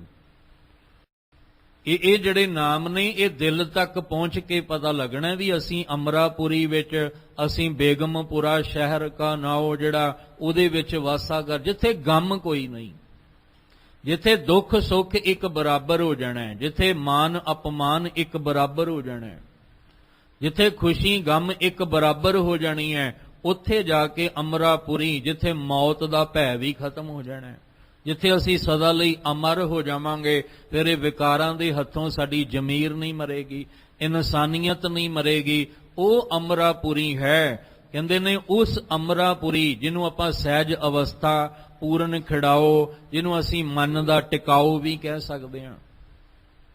ਮਨ ਦਾ ਟਿਕਾ ਅਮਰਾਪੁਰੀ, ਮਨ ਦਾ ਟਿਕਾ ਬੇਗਮਪੁਰਾ, ਮਨ ਦਾ ਟਿਕਾ ਸਹਿਜ ਅਵਸਥਾ, ਮਨ ਦਾ ਟਿਕਾ ਚੌਥੀ ਅਵਸਥਾ। ਜਿੱਥੇ ਗੁਰੂ ਰਾਮਦਾਸ ਪਾਤਸ਼ਾਹ ਜੀ ਤੁਸੀਂ ਅਮਰਾਪੁਰੀ ਵਿੱਚ ਪਹੁੰਚੇ ਹੋ ਨਾ, ਉਹ ਅਕਥ ਕਥਾ ਹੈ, ਉਹਦੀ ਕਥਾ ਨਹੀਂ ਕੀਤੀ ਜਾ ਸਕਦੀ, ਉਹਨੂੰ ਕਥਨ ਨਹੀਂ ਕੀਤਾ ਜਾ ਸਕਦਾ। ਬੜੇ ਬੈਠੇ ਨੇ ਦੁਨੀਆ ਦੇ ਲੋਕ ਜਿਹੜੀ ਚੌਥੀ ਅਵਸਥਾ ਨੂੰ ਦੱਸਦੇ ਨੇ, ਚੌਥੀ ਅਵਸਥਾ ਬਾਰੇ ਬੜਾ ਕੁਝ ਕਹਿੰਦੇ ਨੇ, ਪਰ ਉਹ ਤੇ ਅਕਥ ਕਥਾ ਹੈ। ਜਿਵੇਂ ਕਬੀਰ ਸਾਹਿਬ ਜੀ ਨੂੰ ਪੁੱਛਿਆ ਵੀ ਤੁਸੀਂ ਜਿਹੜੀ ਆ ਗੱਲ ਨਿਰੰਕਾਰ ਦੀ ਕਰਦੇ ਹੋ, ਤੁਸੀਂ ਤਾਂ ਇੱਥੋਂ ਤੱਕ ਕਹਿ ਦਿੱਤਾ ਵੀ ਰਾਮ ਤੇ ਕਬੀਰ ਵਿੱਚ ਕੋਈ ਫਰਕ ਹੀ ਨਹੀਂ, ਉਹ ਇੱਕ ਮਿਕ ਹੋ ਚੁੱਕੇ ਨੇ ਇੱਕ ਦੂਜੇ ਦੇ ਵਿੱਚ। ਫਿਰ ਤੁਸੀਂ ਉਸ ਅਵਸਥਾ ਜਿਹੜੀ ਪ੍ਰਭੂ ਚਰਨਾਂ ਦੀ ਮੌਜ ਹੈ ਉਹਦੇ ਬਾਰੇ ਕੁਝ ਦੱਸਣਾ ਚਾਹੋ, ਤੇ ਕਬੀਰ ਸਾਹਿਬ ਜੀ ਨੇ ਇੱਕੋ ਗੱਲ ਕਹੀ ਸੀ, ਕਹਿਬੇ ਕੋ ਸ਼ੋਭਾ ਨਹੀਂ ਦੇਖਾ ਹੀ ਪਰਵਾਨ। ਕਹਿੰਦੇ ਮੇਰੇ ਕਹਿਣ ਨਾਲ ਹੋ ਸਕਦਾ ਹੈ ਕਿ ਉਹ ਅਵਸਥਾ ਨੂੰ ਬਿਆਨ ਪੂਰਨ ਤੌਰ ਤੇ ਨਾ ਕਰ ਸਕਾ, ਤੁਸੀਂ ਆਪ ਖੁਦ ਜੁੜ ਕੇ ਉਸ ਅਵਸਥਾ ਦਾ ਆਨੰਦ ਮਾਣੋ। ਤੁਸੀਂ ਗੁਰੂ ਦੁਆਰੇ ਆਏ, ਸੰਗਤ ਕੀਤੀ, ਬਾਣੀ ਸੁਣੀ, ਸੇਵਾ ਕੀਤੀ, ਤੁਹਾਨੂੰ ਬੜੀ ਖੁਸ਼ੀ ਮਿਲੀ, ਤੁਹਾਨੂੰ ਬੜੀ ਖੁਸ਼ੀ ਮਿਲੀ। ਤੁਸੀਂ ਬਾਹਰ ਜਦੋਂ ਨਿਕਲੇ, ਜਿਹੜਾ ਤੁਹਾਨੂੰ ਮਿਲਿਆ ਉਹਨੇ ਕਹਿਣਾ ਤੂੰ ਬੜਾ ਖੁਸ਼ ਹੈ, ਅੱਜ ਖਿੜਿਆ ਹੋਇਆ। ਕਹਿੰਦੇ ਅੱਜ ਗੁਰੂ ਘਰ ਜਾ ਕੇ ਆਇਆ, ਸੰਗਤ ਕਰਕੇ ਬਾਣੀ ਦੇ ਨਾਲ ਜੁੜ ਕੇ ਆਇਆ, ਅੱਜ ਪੁੱਛ ਨਾ ਬੜੀ ਖੁਸ਼ੀ ਹੈ। ਤੇ ਉਹ ਕਹੇਗਾ ਕਿੰਨੀ ਖੁਸ਼ੀ ਹੈ, ਤੇ ਅਸੀਂ ਕਵਾਂਗੇ ਤੂੰ ਵੀ ਭਾਈ ਕੱਲ ਨੂੰ ਗੁਰੂ ਦੁਆਰੇ ਜਾ, ਸੰਗਤ ਵਿੱਚ ਬੈਠ, ਬਾਣੀ ਸੁਣ, ਸੇਵਾ ਕਰ, ਤੈਨੂੰ ਵੀ ਪਤਾ ਲੱਗ ਜਾਏਗਾ ਕਿੰਨੀ ਖੁਸ਼ੀ ਮਿਲਦੀ ਹੈ। ਹੋ ਸਕਦਾ ਵੀ ਜਿਹੜੀ ਮੈਨੂੰ ਖੁਸ਼ੀ ਮਿਲੀ ਉਹ ਮੈਂ ਬਿਆਨ ਨਾ ਕਰ ਸਕਾਂ। ਕਹਿਬੇ ਕੋ ਸ਼ੋਭਾ ਨਹੀਂ ਦੇਖਾ ਹੀ ਪਰਵਾਨ। ਇਸ ਲਈ ਇਹ ਜਿਹੜੀ ਅਵਸਥਾ ਅਮਰਾਪੁਰੀ ਦੀ ਹੈ ਨਾ, ਜੋ ਸਾਡੇ ਦਿਲ ਵਿੱਚ ਹੈ, ਕਹਿੰਦੇ ਉਹ ਜਿਹੜਾ ਪੂਰਨ ਟਿਕਾਓ, ਪੂਰਨ ਖਿੜਾਓ ਵਾਲੀ ਅਵਸਥਾ ਹੈ, ਉਹ ਅਕਥ ਕਥਾ ਹੈ, ਕਥਨ ਤੋਂ ਪਰੇ ਹੈ। ਉਹਨੂੰ ਕਥਨ ਨਹੀਂ ਕੀਤਾ ਜਾ ਸਕਦਾ, ਉਹ ਤਾਂ ਗੂੰਗੇ ਦੀ ਮਠਿਆਈ ਵਾਲੀ ਗੱਲ ਹੈ। ਇਹ ਤਾਂ ਜਿਨ ਇਹ ਚਾਖੀ ਸੋਈ ਜਾਣੇ ਗੂੰਗੇ ਕੀ ਮਠਿਆਈ। ਇਹ ਤਾਂ ਜਿਹੜਾ ਚੱਖੇਗਾ ਉਹਨੂੰ ਹੀ ਇਹਦਾ ਸਵਾਦ ਆਉਣਾ, ਜਿਹੜਾ ਇਸ ਤਲ ਤੇ ਪਹੁੰਚੇਗਾ ਉਹਨੂੰ ਪਤਾ ਹੈ ਅਮਰਾਪੁਰੀ ਕੀ ਹੈ, ਉਹਨੂੰ ਪਤਾ ਹੈ ਬੇਗਮਪੁਰਾ ਕੀ ਹੈ। ਇਸ ਲਈ ਕਹਿ ਰਹੇ ਨੇ ਕਿ ਗੁਰੂ ਰਾਮਦਾਸ ਪਾਤਸ਼ਾਹ ਜਿਸ ਅਮਰਾਪੁਰੀ ਵਿੱਚ ਤੁਸੀਂ ਪਹੁੰਚੇ ਹੋ, ਸਾਡੇ ਲਈ ਤਾਂ ਅਕਥ ਕਥਾ ਹੈ, ਅਸੀਂ ਉਹ ਕਥਨ ਨਹੀਂ ਕਰ ਸਕਦੇ, ਅਸੀਂ ਉਹਨੂੰ ਬਿਆਨ ਨਹੀਂ ਕਰ ਸਕਦੇ। ਅਕਥ ਕਥਾ ਅਮਰਾਪੁਰੀ। ਪਰ ਇੱਥੇ ਕੌਣ ਪਹੁੰਚੇਗਾ? ਜਿਸ ਦੇ ਸੋ ਪਾਵੈ, ਜਿਹਦੇ ਉੱਤੇ ਉਸ ਮਾਲਕ ਦੀ ਕਿਰਪਾ ਬਖਸ਼ਿਸ਼ ਹੋਏਗੀ, ਉਹੀ ਇਸ ਦਾਤ ਨੂੰ ਪਾ ਸਕਦਾ ਹੈ। ਇਹ ਦਾਤ ਉਹਦੇ ਹੱਥ ਵਿੱਚ ਹੈ, ਬੰਦੇ ਦੇ ਹੱਥ ਨਹੀਂ ਕਿ ਕਿਸੇ ਬੰਦੇ ਦੇ ਚਰਨਾਂ 'ਚ ਜਾ ਕੇ ਸਿਰ ਰੱਖ ਦਿਓ ਤੇ ਉਹ ਤੁਹਾਨੂੰ ਚੌਥੀ ਅਵਸਥਾ ਤੇ ਪਹੁੰਚਾ ਦੇਗਾ। ਤੁਸੀਂ ਕਿਸੇ ਕਬਰ ਤੇ ਜਾ ਕੇ ਆਪਣਾ ਮੱਥਾ ਰਗੜੋ ਤੇ ਉਹ ਤੁਹਾਨੂੰ ਚੌਥੀ ਅਵਸਥਾ ਤੇ ਪਹੁੰਚਾ ਦੇਗਾ। ਇਹ ਕਿਸੇ ਦੇ ਦੇਹਧਾਰੀ ਦੇ ਚਰਨਾਂ ਵਿੱਚ ਬਹਿ ਜਾਓ ਤੇ ਤੁਹਾਨੂੰ ਉਹ ਅਮਰਾਪੁਰੀ ਪਹੁੰਚਾ ਦੇਗਾ, ਨਹੀਂ। ਦਾਤੈ ਦਾਤ ਰੱਖੀ ਹੱਥ ਆਪਣੇ। ਇਸ ਅਮਰਾਪੁਰੀ ਪਹੁੰਚਣ ਲਈ ਦਾਤੇ ਨੇ ਦਾਤ ਆਪਣੇ ਹੱਥ ਰੱਖੀ ਹੈ, ਤੇ ਦੇਣੀ ਕਿਹਦੇ ਰਾਹੀਂ ਹੈ? ਗੁਰੂ ਦੇ ਰਾਹੀਂ, ਗੁਰੂ ਸਾਹਿਬ ਦੇ ਦੁਆਰਾ। ਬਸ ਆ ਦੋ ਗੱਲਾਂ ਸਮਝ ਆ ਜਾਣ, ਸਾਨੂੰ ਤੀਜੇ ਪਾਸੇ ਜਾਣ ਦੀ ਲੋੜ ਹੀ ਨਹੀਂ, ਭਟਕਣ ਦੀ ਲੋੜ ਹੀ ਨਹੀਂ, ਗੁੰਮਰਾਹ ਹੋਣ ਦੀ ਲੋੜ ਹੀ ਨਹੀਂ। ਦੋ ਗੱਲਾਂ ਸਾਨੂੰ ਸਮਝ ਆ ਜਾਣ, ਇੱਕ ਤਾਂ ਦਾਤੈ ਦਾਤ ਰੱਖੀ ਹੱਥ ਆਪਣੇ ਜਿਸ ਭਾਵੈ ਤਿਸ ਦੇ। ਪਰ ਉਹ ਕਹਿੰਦੇ ਨੇ ਮਿਲਣੀ ਕਿਹਦੇ ਰਾਹੀਂ ਹੈ? ਜੇ ਉਹਨੇ ਦੇਣੀ ਹੈ ਦਾਤ ਤਾਂ ਕਿਹਦੇ ਰਾਹੀਂ ਦੇਣੀ ਹੈ? ਗੁਰੂ ਦੇ ਦੁਆਰਾ, ਗੁਰੂ ਦੇ ਰਾਹੀਂ। ਇਸ ਲਈ ਕਹਿ ਰਹੇ ਨੇ ਕਿ ਗੁਰੂ ਰਾਮਦਾਸ ਜੀ ਜਿਸ ਅਮਰਾਪੁਰੀ ਵਿੱਚ ਆ ਕੇ ਤੁਸੀਂ ਆਪਣੇ ਅੰਦਰ ਦੇ ਸਰੋਵਰ ਨੂੰ ਨਾਮ ਦੇ ਸ਼ੁਭ ਗੁਣਾਂ ਦੇ ਰਸ ਨਾਲ ਭਰ ਲਿਆ, ਇਹ ਸਾਡੇ ਅਕਥ ਕਥਨ ਤੋਂ ਬਾਹਰ ਹੈ। ਬਸ ਇਹ ਕਹਿ ਸਕਦੇ ਹਾਂ ਵੀ ਜਿਸ ਦੇ ਸੋ ਪਾਵੈ, ਜਿਹਦੇ ਉੱਤੇ ਉਹ ਤੁਰੁੱਠਦਾ, ਜਿਹਦੇ ਉੱਤੇ ਸੋ ਪ੍ਰਸੰਨ ਹੁੰਦਾ, ਉਹਨੂੰ ਇਹ ਅਮਰਾਪੁਰੀ ਦੀ ਦਾਤ, ਬੇਗਮਪੁਰਾ ਸ਼ਹਿਰ ਦੇ ਵਿੱਚ ਵਸਣ ਵਾਲੀ ਦਾਤ ਉਹਨੂੰ ਪ੍ਰਾਪਤ ਹੁੰਦੀ ਹੈ। ਇਹ ਜਨਕ ਰਾਜ ਗੁਰ ਰਾਮਦਾਸ, ਤੁਝ ਹੀ ਬਣ ਆਵੈ। ਜਨਕ ਦਾ ਅਰਥ ਪਹਿਲਾਂ ਹੀ ਕੀਤਾ ਹੈ। ਜਨਕ ਦਾ ਅਰਥ ਪਿਤਾ ਵੀ ਹੁੰਦਾ ਹੈ, ਜਿਵੇਂ ਇੱਕ ਪਿਤਾ ਏਕ ਸਿਕੇ ਹੰਬਾਰ। ਤੇ ਜਨਕ ਦਾ ਅਰਥ ਗਿਆਨਵਾਨ, ਜਿਹਨੂੰ ਅਸੀਂ ਬ੍ਰਹਮ ਗਿਆਨ ਵਾਲਾ ਕਹਿ ਸਕਦੇ ਹਾਂ। ਗੁਰੂ ਰਾਮਦਾਸ ਜੀ ਜਿਹੜਾ ਰਾਜ ਤੁਹਾਨੂੰ ਮਿਲਿਆ ਨਾ ਗਿਆਨ ਦਾ, ਬ੍ਰਹਮ ਗਿਆਨ ਦਾ, ਉਹ ਤੁਹਾਨੂੰ ਹੀ ਮਿਲ ਸਕਦਾ ਹੈ ਕਿਉਂਕਿ ਤੁਸੀਂ ਇਸ ਦੇ ਪਾਤਰ ਬਣ ਗਏ। ਤੁਸੀਂ ਗੁਰੂ ਅਮਰਦਾਸ ਜੀ ਦੇ ਘਰ ਵਿੱਚ ਆ ਕੇ ਆਪਣਾ ਆਪਾ ਸਮਰਪਣ ਕਰਕੇ ਇੰਨਾ ਹੁਕਮ ਦੇ ਵਿੱਚ ਚੱਲੇ ਕਿ ਹੁਕਮ ਮੰਨਿਐ ਹੋਵੇ ਪ੍ਰਵਾਨ, ਤਾਂ ਖਸਮੇ ਕਾ ਮਹਿਲ ਪਾਏ ਸੀ। ਉਹ ਜਿਹੜਾ ਜਨਕ ਰਾਜ ਸੀ, ਜਿਹੜਾ ਗਿਆਨ ਨਾਲ ਭਰਪੂਰ ਸੀ, ਬ੍ਰਹਮ ਗਿਆਨ ਨਾਲ ਭਰਪੂਰ ਸੀ, ਇਹ ਰਾਜ ਤੁਹਾਨੂੰ ਪ੍ਰਾਪਤ ਹੋਇਆ। ਕਿਉਂ ਹੋਇਆ? ਕਿਉਂਕਿ ਇਹ ਤੁਹਾਨੂੰ ਹੀ ਮਿਲ ਸਕਦਾ ਸੀ। ਤੁਸੀਂ ਹਰ ਹੁਕਮ ਨੂੰ ਖਿੜੇ ਮੱਥੇ ਪ੍ਰਵਾਨ ਕਰਕੇ ਹਰ ਕਦਮ ਤੁਸੀਂ ਗੁਰੂ ਅਮਰਦਾਸ ਜੀ ਦੇ ਹੁਕਮ ਦੇ ਵਿੱਚ ਅੱਗੇ ਵਧਾਇਆ। ਕਦੇ ਉੱਥੇ ਨਾ ਨੁੱਕਰ ਨਹੀਂ ਕੀਤੀ। ਜਿਸ ਦਿਨ ਗੁਰੂ ਅਮਰਦਾਸ ਜੀ ਨੇ ਆਪਣੇ ਅੰਦਰ ਜਿਹੜੀ ਬਖਸ਼ਿਸ਼ਾਂ ਸੀ ਉਹ ਗੁਰੂ ਰਾਮਦਾਸ ਜੀ ਦੇ ਅੰਦਰ ਭਰਨੀਆਂ, ਜਾਂ ਜਿਹਦੇ ਅੰਦਰ ਭਰਨੀਆਂ ਸੀ, ਜਾਂ ਜਿਸ ਥੜੇ ਤੇ ਬੈਠਣਾ ਸੀ, ਤਾਂ ਗੁਰੂ ਸਾਹਿਬ ਨੇ ਪਹਿਲਾਂ ਬਾਹਰੋਂ ਥੜਾ ਬਣਵਾ ਕੇ ਸਿੱਖ ਸੰਗਤਾਂ ਦੇ ਅੰਦਰ ਸਵਾਲ ਦਾ ਜਵਾਬ ਦਿੱਤਾ। ਕਿਉਂਕਿ ਦੋ ਨੇ, ਇੱਕ ਭਾਈ ਰਾਮਾ ਤੇ ਇੱਕ ਭਾਈ ਜੇਠਾ। ਗੁਰੂ ਅਮਰਦਾਸ ਜੀ ਦੀਆਂ ਦੋ ਸੁਪੁੱਤਰੀਆਂ ਨੇ, ਇੱਕ ਬੀਬੀ ਦਾਨੀ ਤੇ ਇੱਕ ਬੀਬੀ ਭਾਨੀ। ਬੀਬੀ ਦਾਨੀ ਜੀ ਭਾਈ ਰਾਮਾ ਜੀ ਨਾਲ ਵਿਆਹੇ ਨੇ, ਬੀਬੀ ਭਾਨੀ ਜੀ ਗੁਰੂ ਰਾਮਦਾਸ ਜੀ ਨਾਲ ਵਿਆਹੇ ਨੇ।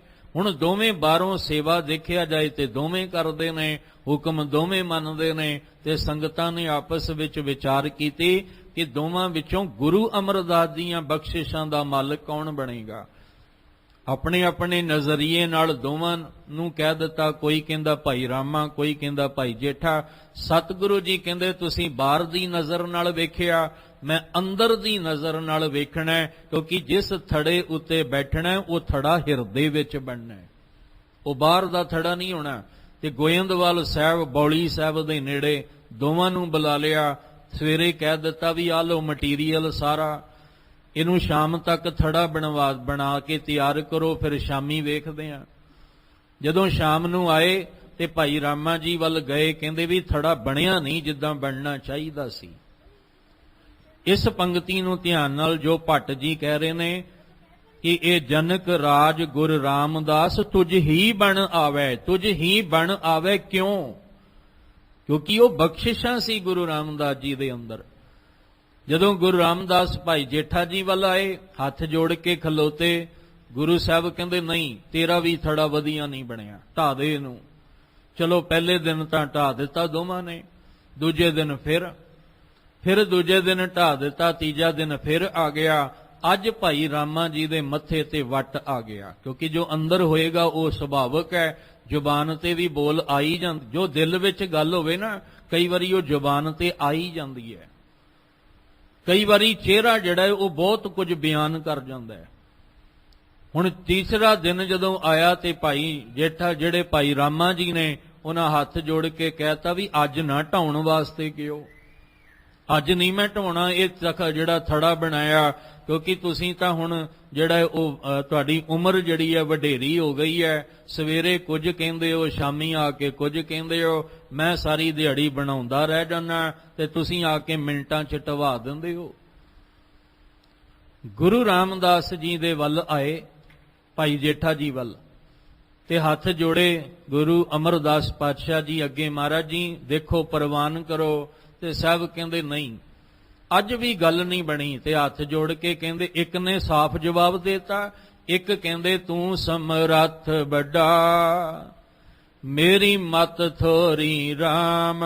ਤੁਸੀਂ ਸਮਰੱਥ ਹੋ, ਮੇਰੀ ਤੁੱਛ ਜਿਹੀ ਮਤ ਹੈ, ਤੁਸੀਂ ਆਪ ਹੀ ਮੇਰ ਦਾ ਹੱਥ ਰੱਖ ਕੇ ਕਿਉਂ ਨਹੀਂ ਬਣਵਾ ਲੈਂਦੇ? ਜਿੰਨਾ ਚਿਰ ਮੈਂ ਬਣਾਵਾਂਗਾ ਗਲਤੀਆਂ ਹੁੰਦੀਆਂ ਰਹਿਣਗੀਆਂ, ਤੁਸੀਂ ਮੇਰ ਦਾ ਹੱਥ ਰੱਖੋਗੇ ਤੇ ਫਿਰ ਗਲਤੀ ਨਹੀਂ ਹੋਏਗੀ। ਸੀਨੇ ਨਾਲ ਲਾ ਕੇ ਕਹਿੰਦੇ ਸੀ ਭਾਈ ਜੇਠਾ ਜੀ ਨੂੰ, ਕਹਿਣ ਲੱਗੇ ਇਹ ਥੜਾ ਅੰਦਰ ਨਹੀਂ, ਬਾਹਰ ਨਹੀਂ, ਇਹ ਥੜਾ ਅੰਦਰੋਂ ਦੇਖਣਾ ਸੀ। ਕਿਉਂਕਿ ਜਿੱਥੇ ਆ ਕੇ ਗੁਰੂ ਨਾਨਕ ਸਾਹਿਬ ਦੀ ਜੋਤ ਨੇ ਟਿਕਣਾ ਹੈ, ਉਹ ਬਾਹਰ ਥੜਾ ਨਹੀਂ, ਉਹ ਤੇਰੇ ਅੰਦਰ ਦਾ ਥੜਾ ਸੀ।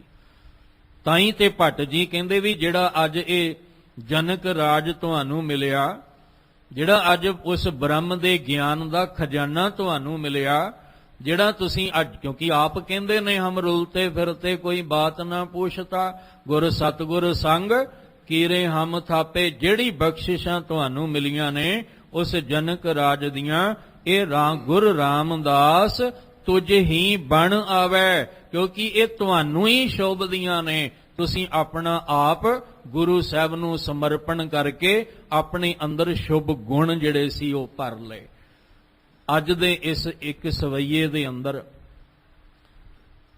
ਪਾਠਕ ਜਿਹੜੇ ਨੇ ਕੱਲ ਜੀ ਸਮਝਾ ਰਹੇ ਨੇ ਸਾਨੂੰ ਕਿ ਗੁਰੂ ਰਾਮਦਾਸ ਜੀ ਤੁਸੀਂ ਸਤ ਸੰਤੋਖ ਸ਼ੁਭ ਗੁਣਾ ਨਾਲ ਆਪਣੇ ਅੰਦਰ ਦੇ ਸਰੋਵਰ ਨੂੰ ਭਰਿਆ ਹੋਇਆ ਹੈ। ਜਿਹੜੇ ਅਮਰਾਪੁਰੀ ਵਿੱਚ ਤੁਸੀਂ ਵੱਸਦੇ ਹੋ ਉੱਥੇ ਦੀ ਵਿਚਾਰ ਨੂੰ ਅਸੀਂ ਕਥਨ ਕਰਕੇ ਨਹੀਂ ਬਿਆਨ ਕਰ ਸਕਦੇ ਹਾਂ। ਬਸ ਇਹ ਕਹਿ ਸਕਦੇ ਹਾਂ ਕਿ ਧੰਨ ਧੰਨ ਰਾਮਦਾਸ ਗੁਰ ਜਿਨ ਸਿਰਿਆ ਤਿਨੇ ਸਵਾਰਿਆ। ਗੁਰੂ ਰਾਮਦਾਸ ਪਾਤਸ਼ਾਹ ਜੀ ਦੀ ਉਸਤਤ ਵਿੱਚ ਇਹ ਜਿਹੜਾ ਸਵਈਆਂ ਉਚਾਰਨ ਕੀਤਾ, ਸਮੇਂ ਦੇ ਅਨੁਸਾਰ ਇਹ ਵਿਚਾਰ ਸਮਝਣ ਤੇ ਸਮਝਾਉਣ ਦਾ ਗੁਰੂ ਕਿਰਪਾ ਦੇ ਨਾਲ ਇਹ ਯਤਨ ਕੀਤਾ ਹੈ।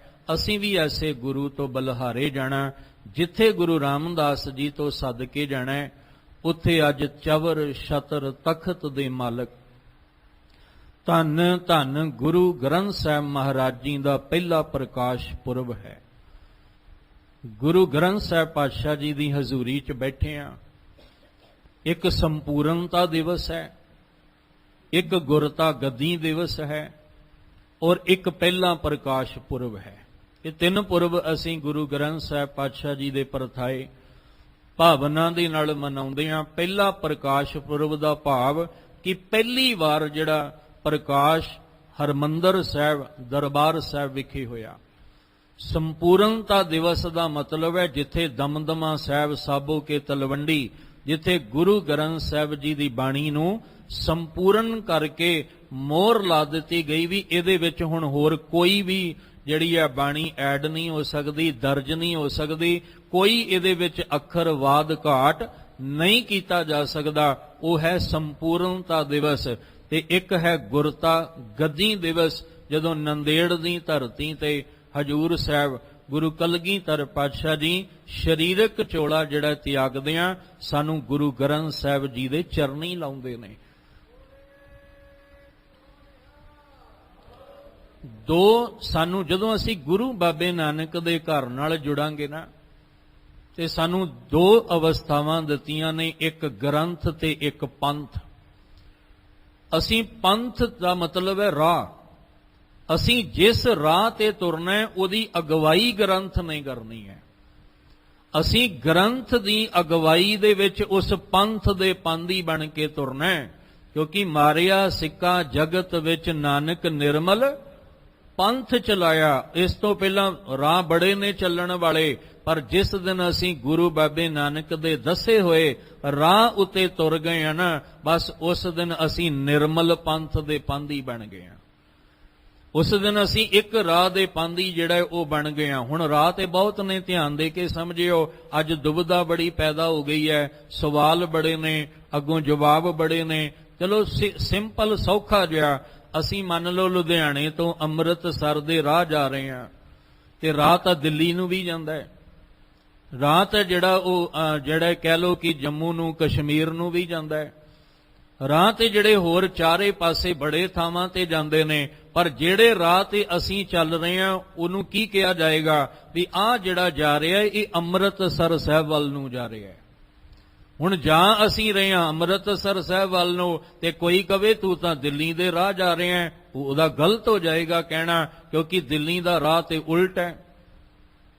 ਦਿੱਲੀ ਵਾਲੇ ਪਾਸੇ ਨੂੰ ਮੁੱਖ ਨਹੀਂ, ਮੁੱਖ ਤਾਂ ਅੰਮ੍ਰਿਤਸਰ ਸਾਹਿਬ ਵੱਲ ਨੂੰ। ਅਸੀਂ ਜਿਸ ਦਿਨ ਨਿਰਮਲ ਪੰਥ ਦੇ ਪਾਂਦੀ ਬਣ ਗਏ, ਉਸ ਦਿਨ ਅਸੀਂ ਉਸ ਰਾਹ ਦੇ ਪਾਂਦੀ ਹਾਂ, ਤੇ ਸਾਡੀ ਅਗਵਾਈ ਗ੍ਰੰਥ ਨੇ ਕਰਨੀ ਹੈ। ਪੰਥ ਔਰ ਗ੍ਰੰਥ ਨਾਲ ਹੀ ਸਾਨੂੰ ਜੋੜਿਆ। ਤੇ ਜਿਹੜਾ ਅੱਜ ਆਪਾਂ ਜੁੜਨਾ ਹੈ ਉਹ ਹੈ ਗੁਰੂ ਗ੍ਰੰਥ ਸਾਹਿਬ। ਤੇ ਇਹਦੀ ਜਿਹੜੀ ਸੰਪਾਦਨਾ ਦੀ ਲੋੜ ਕਿਉਂ ਪਈ? ਗੁਰੂ ਨਾਨਕ ਸਾਹਿਬ ਮਹਾਰਾਜ ਜਦੋਂ ਇਸ ਨਿਰਮਲ ਪੰਥ ਦੀ ਸ਼ੁਰੂਆਤ ਕਰਦੇ ਨੇ, ਤੇ ਉੱਥੇ ਗੁਰੂ ਸਾਹਿਬ ਜੀ ਟੇਕ ਕਿਹਦੀ ਦਿੰਦੇ ਨੇ? ਆਸਰਾ। ਉੱਥੇ ਸ਼ਬਦ ਗੁਰੂ ਦਾ ਆਸਰਾ ਦਿੰਦੇ ਨੇ।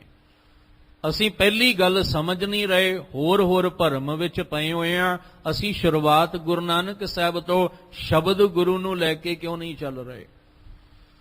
ਗੁਰੂ ਨਾਨਕ ਸਾਹਿਬ ਨੇ ਕਿਹਾ ਸੀ ਸ਼ਬਦ ਗੁਰੂ ਸੁਰਤ ਧੁਨ ਚੇਲਾ। ਜਿਹੜਾ ਨਿਰਮਲ ਪੰਥ ਹੈ, ਇੱਥੇ ਜਿਹੜੇ ਚੱਲਣਗੇ ਉਹ ਸ਼ਬਦ ਦੀ ਟੇਕ ਲੈ ਕੇ ਚੱਲਣਗੇ। ਉਹ ਸੁਰਤ ਨੂੰ ਸ਼ਬਦ ਨਾਲ ਜੋੜ ਕੇ ਚੱਲਿਆ ਜਾਣਾ ਇਸ ਮਾਰਗ ਦੇ ਉੱਤੇ। ਜੇ ਸ਼ਬਦ ਸੁਰਤ ਦਾ ਮੇਲ ਨਹੀਂ ਤਾਂ ਤੁਰਨਾ ਔਖਾ ਹੋ ਜਾਏਗਾ। ਸ਼ਬਦ ਨੂੰ ਗੁਰੂ ਸਾਹਿਬ ਨੇ, ਗੁਰੂ ਨਾਨਕ ਸਾਹਿਬ ਨੇ ਕਿਹਾ ਸ਼ਬਦ ਗੁਰੂ ਸੁਰਤ ਧੁਨ ਚੇਲਾ। ਉਹ ਸ਼ਬਦ ਜਿਹੜਾ ਸੀ ਜਿਹਨੂੰ ਕਹਿੰਦੇ ਜੈਸੀ ਮੈਂ ਆਵੈ ਖਸਮ ਕੀ ਬਾਣੀ ਤੈਸਰਾ ਕਰੀ ਗਿਆਨ ਦੇ ਲਾਲੋ, ਉਹ ਗੁਰਬਾਣੀ ਜਿਹੜੀ ਧੁਰੋਂ ਆਈ ਹੋਈ ਬਾਣੀ ਸੀ ਖਸਮ ਦੀ, ਉਹਨੂੰ ਸ਼ਬਦ ਰੂਪ ਵਿੱਚ ਇੱਕ ਕਹਿ ਲਓ ਕਿ ਕਿਤਾਬ ਜਾਂ ਇੱਕ ਪੋਥੀ ਦੇ ਰੂਪ ਵਿੱਚ, ਸੈਂਚੀ ਦੇ ਰੂਪ ਵਿੱਚ ਉਹਨੂੰ ਨਾਲ ਬਾਣੀ ਨੂੰ ਲਿਖਣਾ ਜਿਹੜਾ ਗੁਰੂ ਸਾਹਿਬ ਨੇ ਸ਼ੁਰੂ ਕੀਤਾ। ਔਰ ਫਿਰ ਜਿਹੜੇ ਇਲਾਕਿਆਂ ਵਿੱਚ ਗਏ, ਜਿੱਥੇ ਭਗਤ 15 ਭਗਤਾਂ ਦੀ ਬਾਣੀ ਹੈ ਗੁਰੂ ਗ੍ਰੰਥ ਸਾਹਿਬ ਵਿੱਚ, ਤੇ ਜਿੱਥੇ ਭਗਤਾਂ ਦੇ ਇਲਾਕਿਆਂ ਵਿੱਚ ਗਏ ਤੇ ਜਦੋਂ ਪਤਾ ਲੱਗਾ ਉਹਨਾਂ ਭਗਤਾਂ ਦਾ ਵੀ ਇਹ ਤੇ ਰੱਬ ਵਿੱਚ ਅਭੇਦ ਹੋਏ ਨੇ, ਉਹਦੇ ਵਿੱਚ ਲੀਨ ਹੋਏ। ਤੇ ਧਿਆਨ ਰੱਖਿਓ, ਜਿਹੜਾ ਕਹਿੰਦੇ ਆ ਨਾ ਵੀ ਆਮ ਤੌਰ ਤੇ ਘਰ ਦੇ ਵਿੱਚ ਹੀਰਾ ਪਿਆ ਹੋਵੇ ਤੇ ਉਹਨੂੰ ਉਨੀ ਕਦਰ ਨਹੀਂ ਹੁੰਦੀ, ਕਿਉਂਕਿ ਉਹਦੇ ਕੋਲ ਖਜ਼ਾਨਾ, ਉਹਨੂੰ ਉਹਦੀ ਕਦਰ ਨਹੀਂ। ਜਿਹੜੇ ਇਲਾਕਿਆਂ ਵਿੱਚ ਭਗਤ ਹੋਏ ਉਹਨਾਂ ਨੂੰ ਭਗਤਾਂ ਦੀ ਕਦਰ ਨਹੀਂ ਸੀ। ਜੇ ਉਹਨਾਂ ਨੂੰ ਭਗਤਾਂ ਦੀ ਕਦਰ ਹੁੰਦੀ ਤੇ ਉਹਨਾਂ ਨੂੰ ਧੱਕੇ ਥੋੜੀ ਪੈਣੇ ਸੀ ਘਰ ਮੰਦਰਾਂ ਵਿੱਚੋਂ। ਉਹਨਾਂ ਨੂੰ ਸਮੇਂ ਦੇ ਪੁਜਾਰੀਆਂ ਨੇ ਨਫ਼ਰਤ ਨਾਲ ਉਹਨਾਂ ਨੂੰ ਦੂਰ ਥੋੜੀ ਕਰਨਾ ਸੀ, ਉਹਨਾਂ ਨੂੰ ਤਾਂ ਨਫ਼ਰਤ ਨਾਲ ਮੰਦਰ ਵਿੱਚੋਂ ਕੱਢਿਆ ਗਿਆ, ਆਪਣੇ ਤੋਂ ਦੂਰ ਰਹਿਣ ਨੂੰ ਉਹਨਾਂ ਨੂੰ ਕਿਹਾ ਗਿਆ, ਕਿਉਂਕਿ ਉਹਨਾਂ ਦੀ ਕਦਰ ਨਹੀਂ ਸੀ ਕਿ ਇਹ ਭਗਤ, ਇਹਨਾਂ ਭਗਤਾਂ ਦਾ ਜੀਵਨ ਕਿੰਨਾ ਕੀਮਤੀ ਹੈ। ਇਹਨਾਂ ਦੇ ਮੁਖ ਤੋਂ ਨਿਕਲਣ ਵਾਲੇ ਬੋਲ ਇਹਨਾਂ ਦੇ ਆਪਣੇ ਨਹੀਂ, ਇਹ ਖਸਮ ਦੇ ਬੋਲ ਨੇ, ਕਿਉਂਕਿ ਰਾਮ ਕਬੀਰਾ ਏਕ ਭਏ ਹੈ, ਕੋਈ ਨਾ ਸਕੇ ਪਛਾਨੀ। ਉਹਨਾਂ ਨੇ ਤਾਂ ਇਹ ਕਿਹਾ ਵੀ ਅੰਦਰ ਮੈਂ ਹੈ ਹੀ ਨਹੀਂ, ਹੁਣ ਤਾਂ ਬੁਲਾਇਆ ਬੋਲੀ ਤੇਰਾ ਬੋਲਿਆ ਬੋਲਦੇ ਆ, ਆਪਣਾ ਬੋਲਿਆ ਨਹੀਂ ਅਸੀਂ ਬੋਲਦੇ, ਕਿਉਂਕਿ ਕਬੀਰ ਤੂੰ ਕਰਤਾ ਤੂੰ ਹੁਆ ਮੁਝ ਮੇਂ ਰਹਾ ਨਾ ਹੂੰ, ਕਬੀਰ ਮੇਰਾ ਮੁਝ ਮੈਂ ਕਿਛ ਨਹੀਂ, ਜੋ ਕਿਛ ਹੈ ਸੋ ਤੇਰਾ ਤੁਝ ਕੋ ਸੌਂਪ ਤੇ ਕਿਆ ਲਾਗੈ ਮੇਰਾ। ਇਸ ਲਈ ਹੁਣ ਅਸੀਂ ਆਪਣਾ ਬੋਲਿਆ ਨਹੀਂ ਬੋਲਣਾ, ਹੁਣ ਜੋ ਖਸਮ ਬੁਲਾਏਗਾ ਉਹੀ ਬੋਲਣਾ। ਤੇ ਜਦੋਂ ਖਸਮ ਬੁਲਾ ਰਿਹਾ ਤੇ ਫਿਰ ਖਸਮ ਦੇ ਹੀ ਬੋਲਨੇ, ਫਿਰ ਉਹ ਰੱਬੀ ਬਾਣੀ ਉਹਨੂੰ ਕਿਹਾ ਜਾ ਸਕਦਾ ਹੈ। ਉਹਦੀ ਕਦਰ ਕੀਤੀ ਤਾਂ ਗੁਰੂ ਨਾਨਕ ਸਾਹਿਬ ਨੇ ਕੀਤੀ। ਗੁਰੂ ਨਾਨਕ ਸਾਹਿਬ ਜੀ ਨੇ ਕਹਿੰਦੇ ਨੇ ਉਹ ਸਾਰੀਆਂ ਪੋਥੀਆਂ ਭਗਤਾਂ ਦੀ ਬਾਣੀ ਦੀਆਂ ਇਕੱਠੀਆਂ ਕਰਕੇ ਗੁਰੂ ਸਾਹਿਬ ਨੇ, ਤੇ ਜਿਸ ਦਿਨ ਗੁਰੂ ਅੰਗਦ ਦੇਵ ਜੀ ਦਾ ਰੂਪ ਦਿੱਤਾ ਉਹ ਸਾਰੀਆਂ ਪੋਥੀਆਂ ਉਹਨਾਂ ਨੂੰ ਸੌਂਪ ਦਿੱਤੀਆਂ।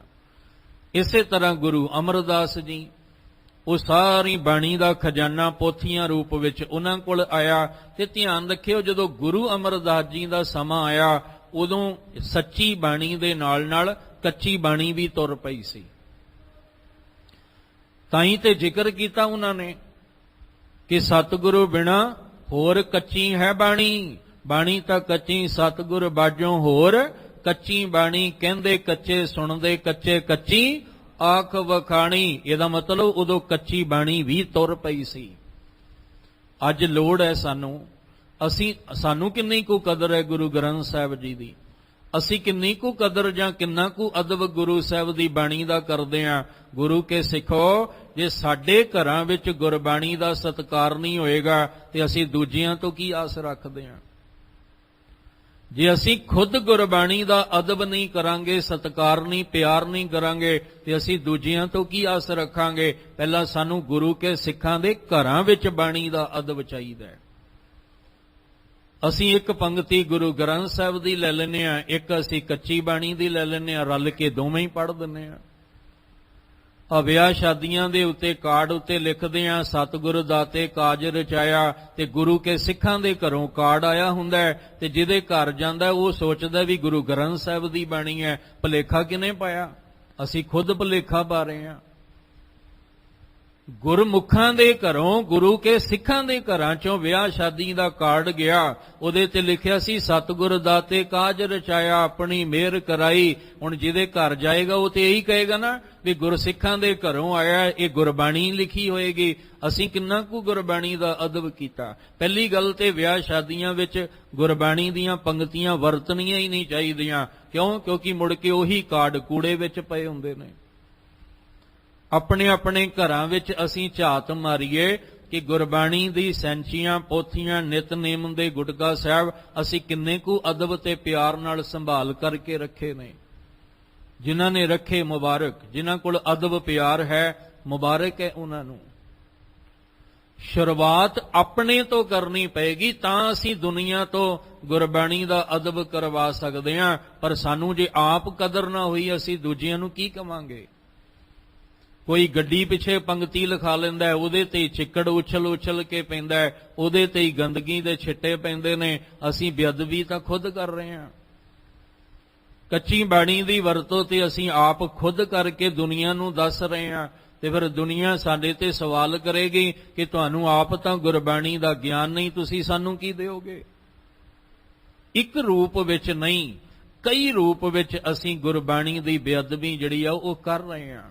ਜਿੱਥੇ ਪਹਿਲਾ ਪ੍ਰਕਾਸ਼ ਪੁਰਬ ਹੈ, ਉੱਥੇ ਅੱਜ ਇੱਕ ਗ੍ਰੰਥੀ ਦੀ ਵੀ ਚੋਣ ਹੈ।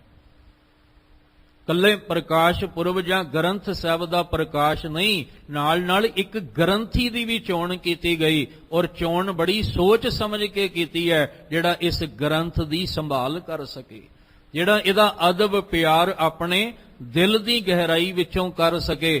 ਅੱਜ ਲੋੜ ਹੈ ਕਿ ਅਸੀਂ ਵੀ ਗੁਰੂ ਸਾਹਿਬ ਦਾ ਜਿਹੜਾ ਪ੍ਰਕਾਸ਼ ਹੁੰਦਾ ਹੈ ਜਾਂ ਸੁਖ ਆਸਨ ਸਾਹਿਬ ਦੀ ਸੇਵਾ ਨਿਭਾਉਂਦੇ ਹਾਂ, ਵੀ ਅਸੀਂ ਖੁਦ ਆਪਣੇ ਅੰਦਰ ਗੁਰਬਾਣੀ ਦਾ ਭੈ, ਅਦਬ, ਪਿਆਰ, ਸਤਿਕਾਰ ਰੱਖੀਏ, ਤਾਂ ਦੂਜਿਆਂ ਨੂੰ ਸਮਝਾਉਣਾ ਸੌਖਾ ਹੋ ਜਾਏਗਾ। ਤੋ ਖੈਰ, ਗੁਰੂ ਅਮਰਦਾਸ ਜੀ ਵੇਲੇ ਕੱਚੀ ਬਾਣੀ ਦਾ ਪ੍ਰਵਾਹ ਚੱਲ ਪਿਆ, ਤਾਂ ਗੁਰੂ ਸਾਹਿਬ ਨੇ ਹੋਕਾ ਦਿੱਤਾ, ਆਵੋ ਸਿੱਖ ਸਤਿਗੁਰੂ ਕੇ ਪਿਆਰਿਓ, ਗਾਵੋ ਸੱਚੀ ਬਾਣੀ, ਬਾਣੀ ਤਾਂ ਗਾਵੋ ਗੁਰੂ ਕੇਰੀ, ਬਾਣੀਆਂ ਸਿਰ ਬਾਣੀ। ਗੁਰੂ ਅਮਰਦਾਸ ਜੀ ਨੇ ਹੋਕਾ ਦਿੱਤਾ। ਤੇ ਜਦੋਂ ਗੁਰੂ ਰਾਮਦਾਸ ਪਾਤਸ਼ਾਹ ਦਾ ਸਮਾਂ ਆਇਆ ਤੇ ਦੇਖਿਆ ਵੀ ਕੱਚੀ ਬਾਣੀ ਦਾ ਪ੍ਰਵਾਹ ਵੱਧਦਾ ਜਾਂਦਾ ਹੈ, ਤੇ ਇਹ ਆਪਣੇ ਆਪਣੇ ਗੁਰੂ ਬਣ ਕੇ ਬੈਠਣ ਲੱਗ ਪਏ, ਤਾਂ ਗੁਰੂ ਰਾਮਦਾਸ ਜੀ ਨੇ ਇੱਕ ਗੱਲ ਗੁਰਸਿੱਖਾਂ ਵਿੱਚ ਕਲੀਅਰ ਕਰ ਦਿੱਤੀ। ਗੁਰੂ ਰਾਮਦਾਸ ਜੀ ਕਹਿੰਦੇ, ਬਾਣੀ ਗੁਰੂ ਗੁਰੂ ਹੈ ਬਾਣੀ, ਵਿੱਚ ਬਾਣੀ ਅੰਮ੍ਰਿਤ ਸਾਰੇ, ਗੁਰ ਬਾਣੀ ਕਹੈ ਸੇਵਕ ਜਨ ਮਾਨੈ, ਪਰ ਤਖ ਗੁਰੂ ਨਿਸਤਾਰੈ। ਗੁਰੂ ਰਾਮਦਾਸ ਜੀ ਨੇ ਕਲੀਅਰ ਕਰ ਦਿੱਤੀ ਗੱਲ। ਤੇ ਗੁਰੂ ਅਰਜਨ ਦੇਵ ਮਹਾਰਾਜ ਪਾਤਸ਼ਾਹ ਜੀ ਦਾ ਫਿਰ ਸਮਾਂ ਆਇਆ। ਗੁਰਬਾਣੀ ਦੀਆਂ ਪੋਥੀਆਂ ਨੇ, ਗੁਰਬਾਣੀ ਦੀਆਂ ਸੈਂਚੀਆਂ ਨੇ। ਗੁਰੂ ਨਾਨਕ ਸਾਹਿਬ ਤੋਂ ਲੈ ਕੇ ਗੁਰੂ ਰਾਮਦਾਸ, ਆਪਣੀ ਵੀ ਜਿਹੜੀ ਬਾਣੀ ਗੁਰੂ ਅਰਜਨ ਦੇਵ ਪਾਤਸ਼ਾਹ ਗੁਰਤਾ ਗੱਦੀ ਤੇ ਬਿਰਾਜਮਾਨ ਹੋਣ ਤੋਂ ਬਾਅਦ ਜੋ ਖਸਮ ਦੀ ਬਾਣੀ ਧੁਰੋਂ ਆਈ, ਕਿਉਂਕਿ ਪੰਕਤੀ ਉਹੀ ਹੈ ਜਿਹੜੀ ਗੁਰੂ ਨਾਨਕ ਸਾਹਿਬ ਨੇ ਉਚਾਰੀ, ਤੇ ਗੁਰੂ ਨਾਨਕ ਜੀ ਦੀ ਜੋਤ ਦੇ ਮਾਲਕ ਗੁਰੂ ਅਰਜਨ ਦੇਵ ਜੀ ਨੇ, ਤੇ ਉੱਥੇ ਵੀ ਉਹੀ ਹੈ, ਜੈਸੀ ਮੈਂ ਆਵੈ ਖਸਮ ਕੀ ਬਾਣੀ। ਜਿਹੜੀ ਉਹ ਮਾਲਕ ਦੀ ਧੁਰੋਂ ਬਾਣੀ ਆਉਂਦੀ ਹੈ, ਉਹਨੂੰ ਨਾਲ ਗੁਰੂ ਸਾਹਿਬ ਲਿਖਵਾਉਂਦੇ ਨੇ। ਗੁਰੂ ਅਰਜਨ ਦੇਵ ਪਾਤਸ਼ਾਹ ਜੀ ਦੀ ਵੀ ਬਾਣੀ ਹੈ, ਕਿਉਂਕਿ ਗੁਰੂ ਅਮਰਦਾਸ ਜੀ ਨੇ ਬਖਸ਼ਿਸ਼ ਦਿੱਤੀ ਸੀ ਕਿ ਇਹ ਬਾਣੀ ਦੋਤਾ ਜਿਹੜਾ ਹੈ ਬਾਣੀ ਕਾ ਬੋਹਿਤਾ ਹੈ।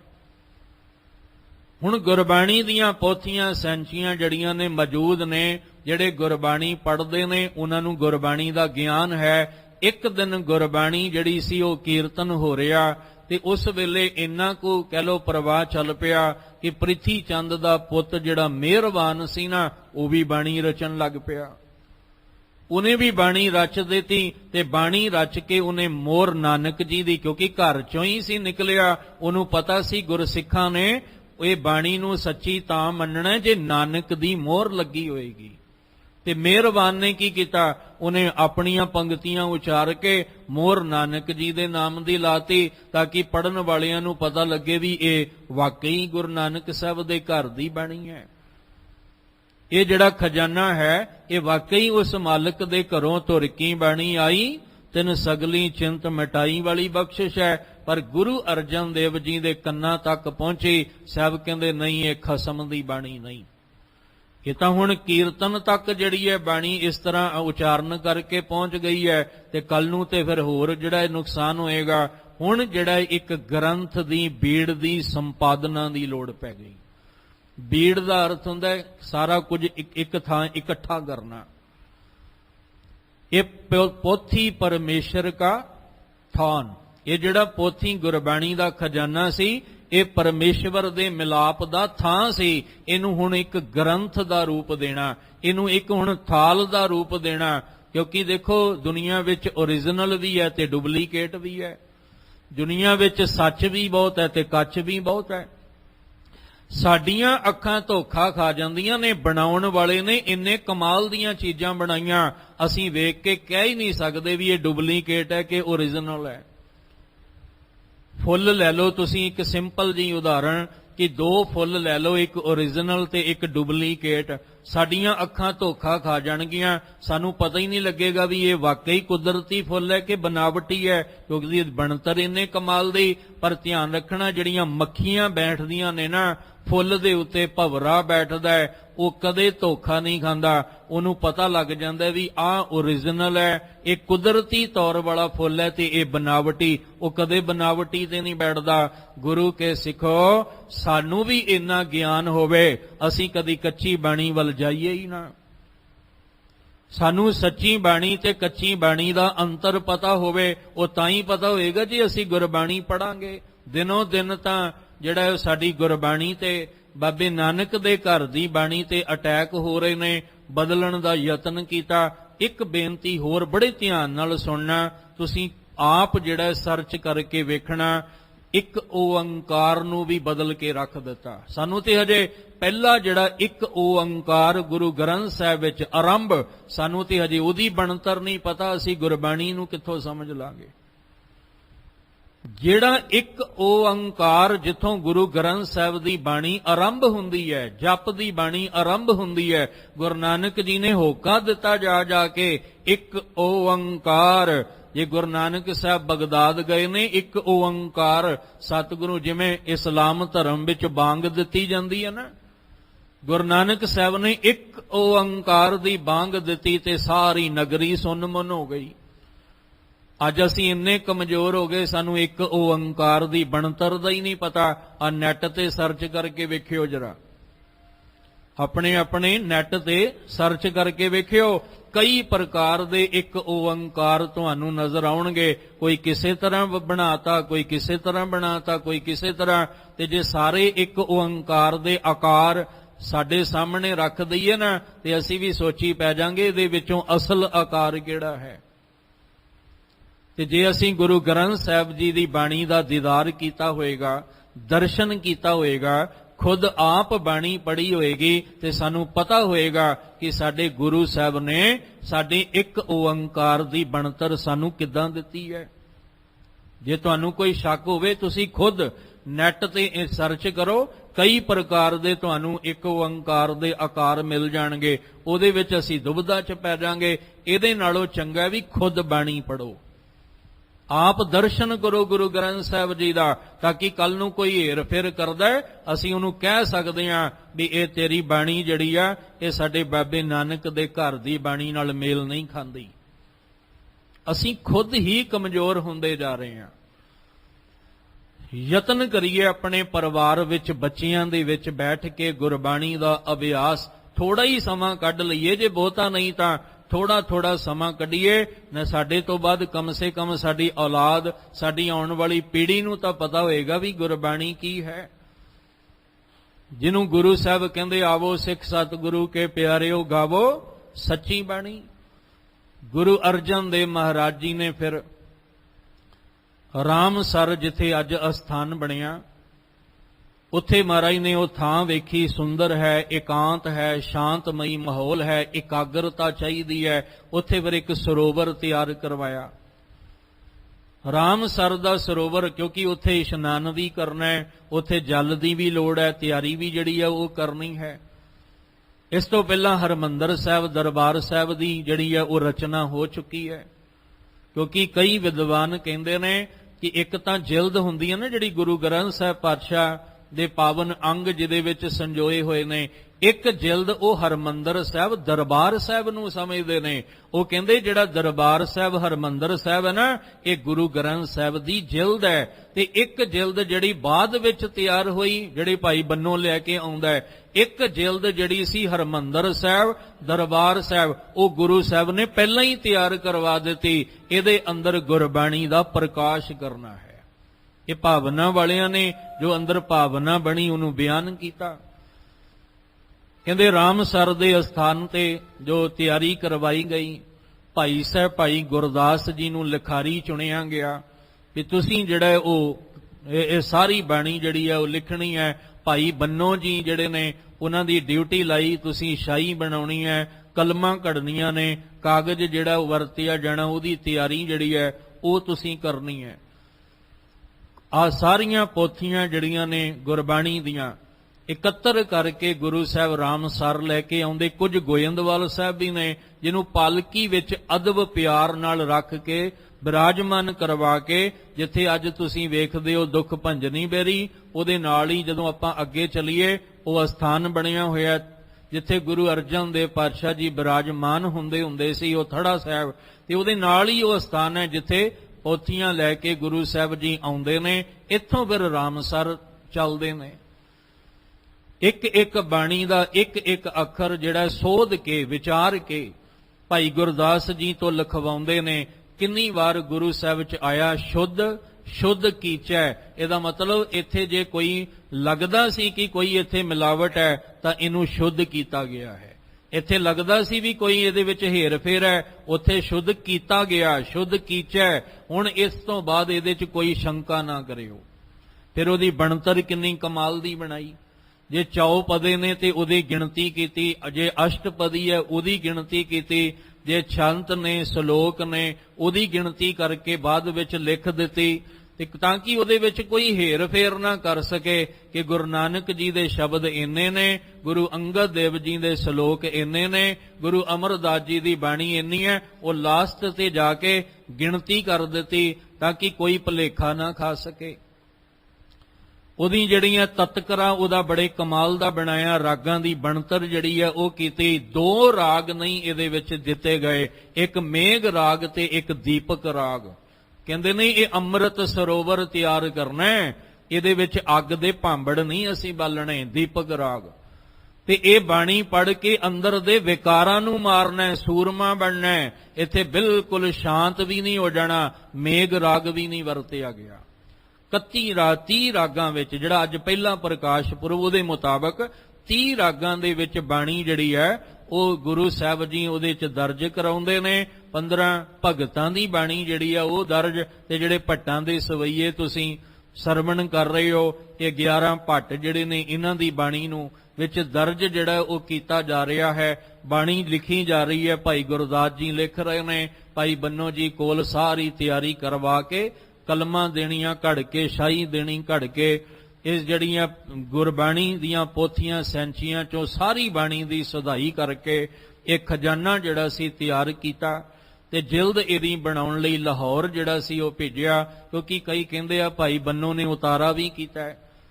ਤੇ ਭਾਈ ਬੰਨੋ ਜਿਹੜਾ ਸੀ ਇਹ ਜਿਸ ਪਿੰਡ ਦਾ ਰਹਿਣ ਵਾਲਾ ਸੀ ਉਸ ਪਿੰਡ ਦਾ ਨਾਮ ਹੀ ਖਾਰਾ ਸੀ। ਅਸੀਂ ਖਾਰੀ ਬੀੜ ਕਹਿ ਦਿੰਦੇ ਆ ਨਾ, ਬੀੜ, ਕਿਉਂਕਿ ਉਸ ਵੇਲੇ ਸ਼ਬਦ ਬੀੜ ਵਰਤਿਆ। ਬੀੜ ਦਾ ਮਤਲਬ ਜਿਹਦੇ 'ਚ ਸਾਰਾ ਖਜ਼ਾਨਾ ਇਕੱਠਾ ਕੀਤਾ ਗਿਆ। ਭਾਈ ਬੰਨੋ ਨੇ ਉਤਾਰਾ ਕੀਤਾ ਜ਼ਰੂਰ, ਪਰ ਉਹਦੇ ਵਿੱਚ ਕੁਝ ਸ਼ਬਦ ਉਹਨੇ ਜਿਹੜੇ ਸੀ ਉਹ ਵਿੱਚ ਦਰਜ, ਜਿਵੇਂ ਮੀਰਾ ਬਾਈ ਦਾ ਕੋਈ ਸ਼ਬਦ ਸੀ ਉਹਨੇ ਵਿੱਚ ਲਿਖ ਦਿੱਤਾ। ਮਹਾਰਾਜ ਨੇ ਉਹਨੂੰ ਪ੍ਰਮਾਣਿਤ ਨਹੀਂ ਕੀਤਾ। ਜਿਹੜੀ ਭਾਈ ਗੁਰਦਾਸ ਜੀ ਨੇ ਕੋਲ ਬੈਠ ਕੇ ਬਾਣੀ ਆਪ ਸ਼ੁੱਧ ਕੀਚੈ, ਸ਼ੁੱਧ ਕਰਵਾ ਕੇ ਬਾਣੀ ਸਾਰੀ ਲਿਖਵਾਈ। ਇਹ ਸਾਰੀ ਬਾਣੀ ਦਾ ਖਜ਼ਾਨਾ ਤਿਆਰ ਹੋਇਆ। ਤੇ ਇੱਥੇ ਕੱਚੀ ਬਾਣੀ ਵਾਲੇ ਵੀ ਆਏ ਸੀ ਲਾਹੌਰ ਤੋਂ, 4 ਜਣੇ ਆਏ ਸੀ। ਸ਼ਾਹ ਹੁਸੈਨ ਆਇਆ, ਭਗਤ ਪਿੱਲੂ ਆਇਆ, ਭਗਤ ਕਾਨਾ ਆਇਆ, ਭਗਤ ਛੱਜੂ ਆਇਆ। ਇਹ 4 ਜਣੇ ਆਏ, ਕਹਿੰਦੇ ਸਾਡੀ ਬਾਣੀ ਵੀ ਲਿਖੋ। ਮਹਾਰਾਜ ਜੀ ਕਹਿੰਦੇ ਆ ਇਹ ਅੰਮ੍ਰਿਤ ਦਾ ਖਜ਼ਾਨਾ ਹੈ, ਅਸੀਂ ਇਹਦੇ 'ਚ ਮਿਠਾਸ ਪਾਈ ਹੈ, ਕੜਵਾਹਟ ਨਹੀਂ ਪਾਈ। ਇੱਥੇ ਤਾਂ ਉਹ ਬਾਬਾ ਫਰੀਦ ਸਾਹਿਬ ਬੈਠੇ ਨੇ ਜਿਹੜੇ ਉਸ ਨਿਰੰਕਾਰ ਵਿੱਚ ਅਭੇਦ ਹੋਏ ਨੇ। ਇੱਥੇ ਤਾਂ ਉਹ ਕਬੀਰ ਸਾਹਿਬ ਜੀ ਬੈਠੇ ਨੇ ਜਿਹੜੇ ਮੈਂ ਨਹੀਂ, ਜਿਹੜੇ ਕਹਿੰਦੇ ਤੂੰ ਹੀ ਤੂੰ ਕਰਦੇ ਨੇ। ਇਸ ਲਈ ਤੁਹਾਡੀ ਕੱਚੀ ਬਾਣੀ ਇਹਦੇ ਵਿੱਚ ਰਲ ਨਹੀਂ ਸਕਦੀ। ਇਹ ਸੱਚੀ ਬਾਣੀ ਦਾ ਖਜ਼ਾਨਾ ਇਕੱਠਾ ਕਰਕੇ ਤਿਆਰ ਹੋ ਗਿਆ, ਜਿਲਦ ਤਿਆਰ ਹੋ ਗਈ। ਤੇ ਰਾਤ ਜਿਹੜਾ ਸਮਾਂ ਲੰਘ ਕੇ ਗਿਆ ਨਾ, ਰਾਤ ਗੁਜ਼ਰੀ ਜਿਹੜੀ, ਇਹ ਰਾਮਸਰ ਸਾਰੀਆਂ ਸਿੱਖ ਸੰਗਤਾਂ ਵਿਸ਼ਾਲ ਰੂਪ ਵਿੱਚ ਇਕੱਤਰ ਹੋਈਆਂ। ਸਾਰੀ ਰਾਤ ਗੁਰਬਾਣੀ ਦਾ ਕੀਰਤਨ ਦੇ ਪ੍ਰਵਾਹ ਚੱਲਦੇ ਰਹੇ। ਅੰਮ੍ਰਿਤ ਵੇਲਾ, ਅੱਜ ਦਾ ਜਿਹੜਾ ਸਵੇਰ ਦਾ ਸਮਾਂ ਅੰਮ੍ਰਿਤ ਵੇਲੇ ਦਾ ਹੋਇਆ ਤੇ ਸਾਰੀ ਤਿਆਰੀ ਜਿਹੜੀ ਆ ਉਹ ਹੋ ਗਈ ਹੈ। ਬਾਬਾ ਬੁੱਢਾ ਜੀ ਗੱਲ 'ਚ ਹਜ਼ੂਰੀਆ ਪਾ ਕੇ ਪਿੱਛੇ ਖਲੋਤੇ ਨੇ। ਸਾਹਿਬ ਜੀ ਨੇ ਆਵਾਜ਼ ਮਾਰੀ, ਭਾਈ ਬੁੱਢਾ ਜੀ ਅੱਗੇ ਆਓ। ਸਤਿਗੁਰੂ ਜੀ ਕੀ ਹੁਕਮ? ਕਹਿਣ ਲੱਗੇ ਆ ਪਾਵਨ ਸਰੂਪ ਆਪਣੇ ਸੀਸ ਉੱਤੇ ਬਿਰਾਜਮਾਨ ਕਰੋ। ਅਸੀਂ ਪਿੱਛੇ ਚਵਰ ਸਾਹਿਬ ਜਿਹੜਾ ਹੈ ਇਹ ਸੇਵਾ ਨਿਭਾਉਂਦਿਆਂ ਚੱਲਾਂਗੇ। ਬਾਬਾ ਬੁੱਢਾ ਜੀ ਕਹਿੰਦੇ ਮਹਾਰਾਜ ਤੁਸੀਂ ਪਿੱਛੇ ਤੇ ਤੁਹਾਡਾ ਸਿੱਖ ਅੱਗੇ, ਇਹ ਕਿਵੇਂ ਹੋ ਸਕਦਾ ਹੈ? ਗੁਰੂ ਅੱਗੇ ਹੁੰਦਾ ਹੈ, ਸਿੱਖ ਪਿੱਛੇ ਹੁੰਦਾ ਹੈ। ਤੇ ਮਹਾਰਾਜ ਜੀ ਕਹਿੰਦੇ ਇਹੀ ਤਾਂ ਕਹਿ ਰਹੇ ਆ। ਗੁਰੂ ਨਾਨਕ ਸਾਹਿਬ ਨੇ ਕਿਹਾ ਸੀ ਸ਼ਬਦ ਗੁਰੂ ਸੁਰਤ ਧੁਨ ਚੇਲਾ। ਗੁਰੂ ਰਾਮਦਾਸ ਜੀ ਨੇ ਕਿਹਾ ਸੀ ਬਾਣੀ ਗੁਰੂ, ਗੁਰੂ ਹੈ ਬਾਣੀ ਵਿੱਚ ਬਾਣੀ ਅੰਮ੍ਰਿਤ ਸਾਰੇ। ਇਸ ਲਈ ਆ ਬਾਣੀ ਹੀ ਗੁਰੂ ਹੈ ਜਿਹਨੇ ਗਿਆਨ ਦੇਣਾ। ਇਹ ਅੱਗੇ ਚੱਲਣਗੇ, ਅਸੀਂ ਪਿੱਛੇ ਚਵਰ ਸਾਹਿਬ ਨਿਭਾਉਂਦਿਆਂ। ਤੇ ਤੁਹਾਡੀ ਚੋਣ ਕਿਉਂ ਕੀਤੀ? ਕਿਉਂਕਿ ਤੁਸੀਂ ਗੁਰੂ ਨਾਨਕ ਸਾਹਿਬ ਤੋਂ ਗੁਰੂ ਰਾਮਦਾਸ ਜੀ ਤੱਕ ਭਾਈ ਬੁੱਢਾ ਜੀ ਪਤਾ ਨਹੀਂ ਕਿੰਨੀਆਂ ਬਖਸ਼ਿਸ਼ਾਂ ਲੈ ਕੇ ਤੁਸੀਂ ਆਪਣਾ ਜੀਵਨ ਮਹਾਨ ਬਣਾ ਲਿਆ ਹੈ। ਤੁਹਾਡੇ ਹੱਥ ਪਵਿੱਤਰ ਹੋ ਚੁੱਕੇ ਨੇ, ਤੁਹਾਡੀ ਰਸਨਾ ਪਵਿੱਤਰ ਹੋ ਚੁੱਕੀ ਹੈ। ਇਸ ਲਈ ਆਪਣੇ ਸੀਸ ਤੇ ਸੁਸ਼ੋਭਿਤ ਕਰੋ ਉਹ ਮਾਹੌਲ ਕੈਸਾ। ਸੰਗਤੀ ਰੂਪ ਵਿੱਚ ਬਾਣੀ ਪੜ੍ਹਦਿਆਂ ਚਵਰ ਸਾਹਿਬ ਆਪ ਗੁਰੂ ਅਰਜਨ ਦੇਵ ਮਹਾਰਾਜ ਜੀ ਸੇਵਾ ਨਿਭਾਉਂਦੇ ਤੇ ਪਹੁੰਚ ਗਏ ਹਰਮੰਦਰ ਸਾਹਿਬ ਦਰਬਾਰ ਸਾਹਿਬ ਦੇ ਅੰਦਰ। ਤੇ ਗੁਰੂ ਸਾਹਿਬ ਜਿੱਥੇ ਅੱਜ ਪ੍ਰਕਾਸ਼ਮਾਨ ਨੇ ਗੁਰੂ ਸਾਹਿਬ, ਇੱਥੇ ਕਹਿੰਦੇ ਜਦੋਂ ਕਮਰ ਕੱਸਾ ਖੋਲਿਆ ਤੇ ਬਾਬਾ ਬੁੱਢਾ ਜੀ ਫਿਰ ਸਾਈਡ ਤੇ ਖਲੋ ਗਏ ਕਿ ਗੁਰੂ ਸਾਹਿਬ ਜੀ ਆਓ, ਆ ਕੇ ਅੱਗੇ ਜਿਹੜੀ ਸੇਵਾ ਨਿਭਾਉਣੀ ਹੈ ਨਿਭਾਓ। ਤੇ ਆਵਾਜ਼ ਦਿੱਤੀ, ਕਹਿੰਦੇ ਭਾਈ ਬੁੱਢਾ ਖੋਲੋ ਗ੍ਰੰਥ, ਲਿਹੋ ਆਵਾਜ਼, ਸੁਣੇ ਸਭ ਪੰਥ। ਕਹਿੰਦੇ ਭਾਈ ਬੁੱਢਾ ਜੀ ਜਿੱਥੇ ਗ੍ਰੰਥ ਦੀ ਅੱਜ ਆਰੰਭਤਾ ਹੋਣੀ ਹੈ ਉੱਥੇ ਅੱਜ ਗ੍ਰੰਥੀ ਦੀ ਵੀ ਆਰੰਭਤਾ ਹੋਣੀ ਹੈ। ਤੁਸੀਂ ਇਸ ਗ੍ਰੰਥ ਦੀ ਸੰਭਾਲ ਕਰਨ ਵਾਲੇ ਪਹਿਲੇ ਗ੍ਰੰਥੀ ਹੋਵੋਗੇ। ਇਸ ਲਈ ਹਜ਼ੂਰੀ ਵਿੱਚ ਬੈਠੋ ਤੇ ਅਦਬ ਨਾਲ ਪ੍ਰਕਾਸ਼ ਕਰਕੇ ਆਵਾਜ਼ ਲਓ। ਤੇ ਉਹ ਆਵਾਜ਼ ਚਾਰੇ ਪਾਸੇ ਹਰਮੰਦਰ ਸਾਹਿਬ ਦੇ ਦਰਵਾਜ਼ਿਆਂ ਚੋਂ ਚਾਰੇ ਪਾਸਿਆਂ ਤੋਂ ਬਾਹਰ ਆਵਾਜ਼ ਹਰ ਇੱਕ ਨੂੰ ਸੁਣਾਈ ਦੇਵੇ। ਪ੍ਰਕਾਸ਼ ਕੀਤਾ ਗਿਆ। ਬਾਬਾ ਬੁੱਢਾ ਜੀ ਦੀ ਆਵਾਜ਼ ਵਿੱਚ ਗੁਰੂ ਸਾਹਿਬ ਜੀ ਦਾ ਹੁਕਮ ਸੂਹੀ ਰਾਗ ਦੇ ਅੰਦਰ ਆਇਆ। ਸੰਤਾਂ ਕੇ ਕਾਰਜ ਆਪ ਖਲੋਇਆ ਹਰ ਕੰਮ ਕਰਾਵਣ, ਆਇਆ RAM ਧਰਤ ਸੁਹਾਵੀ ਤਾਲ ਸੁਹਾਵਾ, ਵਿੱਚ ਅੰਮ੍ਰਿਤ ਜਲ ਛਾਇਆ RAM।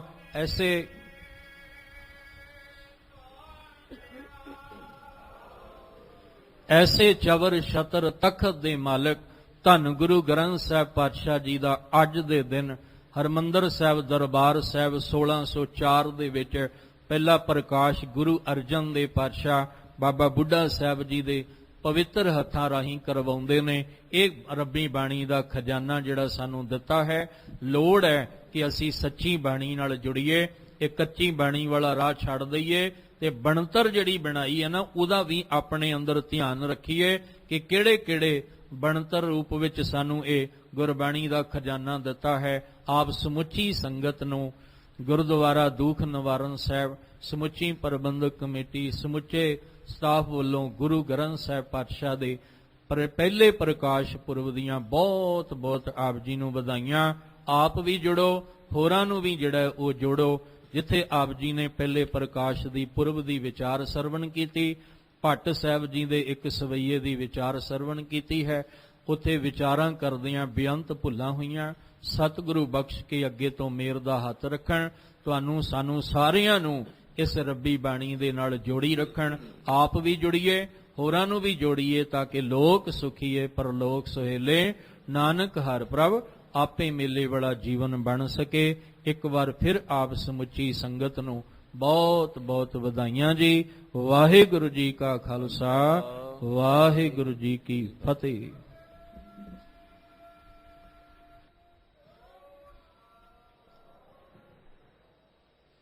ਰਾਮ ਕਲੀ ਮਹੱਲਾ ਤੀਜਾ। ਆਨੰਦ ਇੱਕ ਓੰਕਾਰ ਸਤ ਗੁਰ ਪ੍ਰਸਾਦ। ਆਨੰਦ ਭਇਆ ਮੇਰੀ ਮਾਏ, ਸਤ ਗੁਰੂ ਮੈਂ ਪਾਇਆ। ਸਤ ਗੁਰ ਤਾਂ ਪਾਇਆ ਸਹਿਜ ਸੇਤੀ, ਮਨ ਵਜੀਆਂ ਵਾਧਾਈਆਂ। ਰਾਗ ਰਤਨ ਪਰਵਾਰ ਪਰੀਆਂ, ਸ਼ਬਦ ਗਾਵਣ ਆਈਆਂ। ਸ਼ਬਦੋ ਤਾਂ ਗਾਵੋ ਹਰੀ ਕੇਰਾ।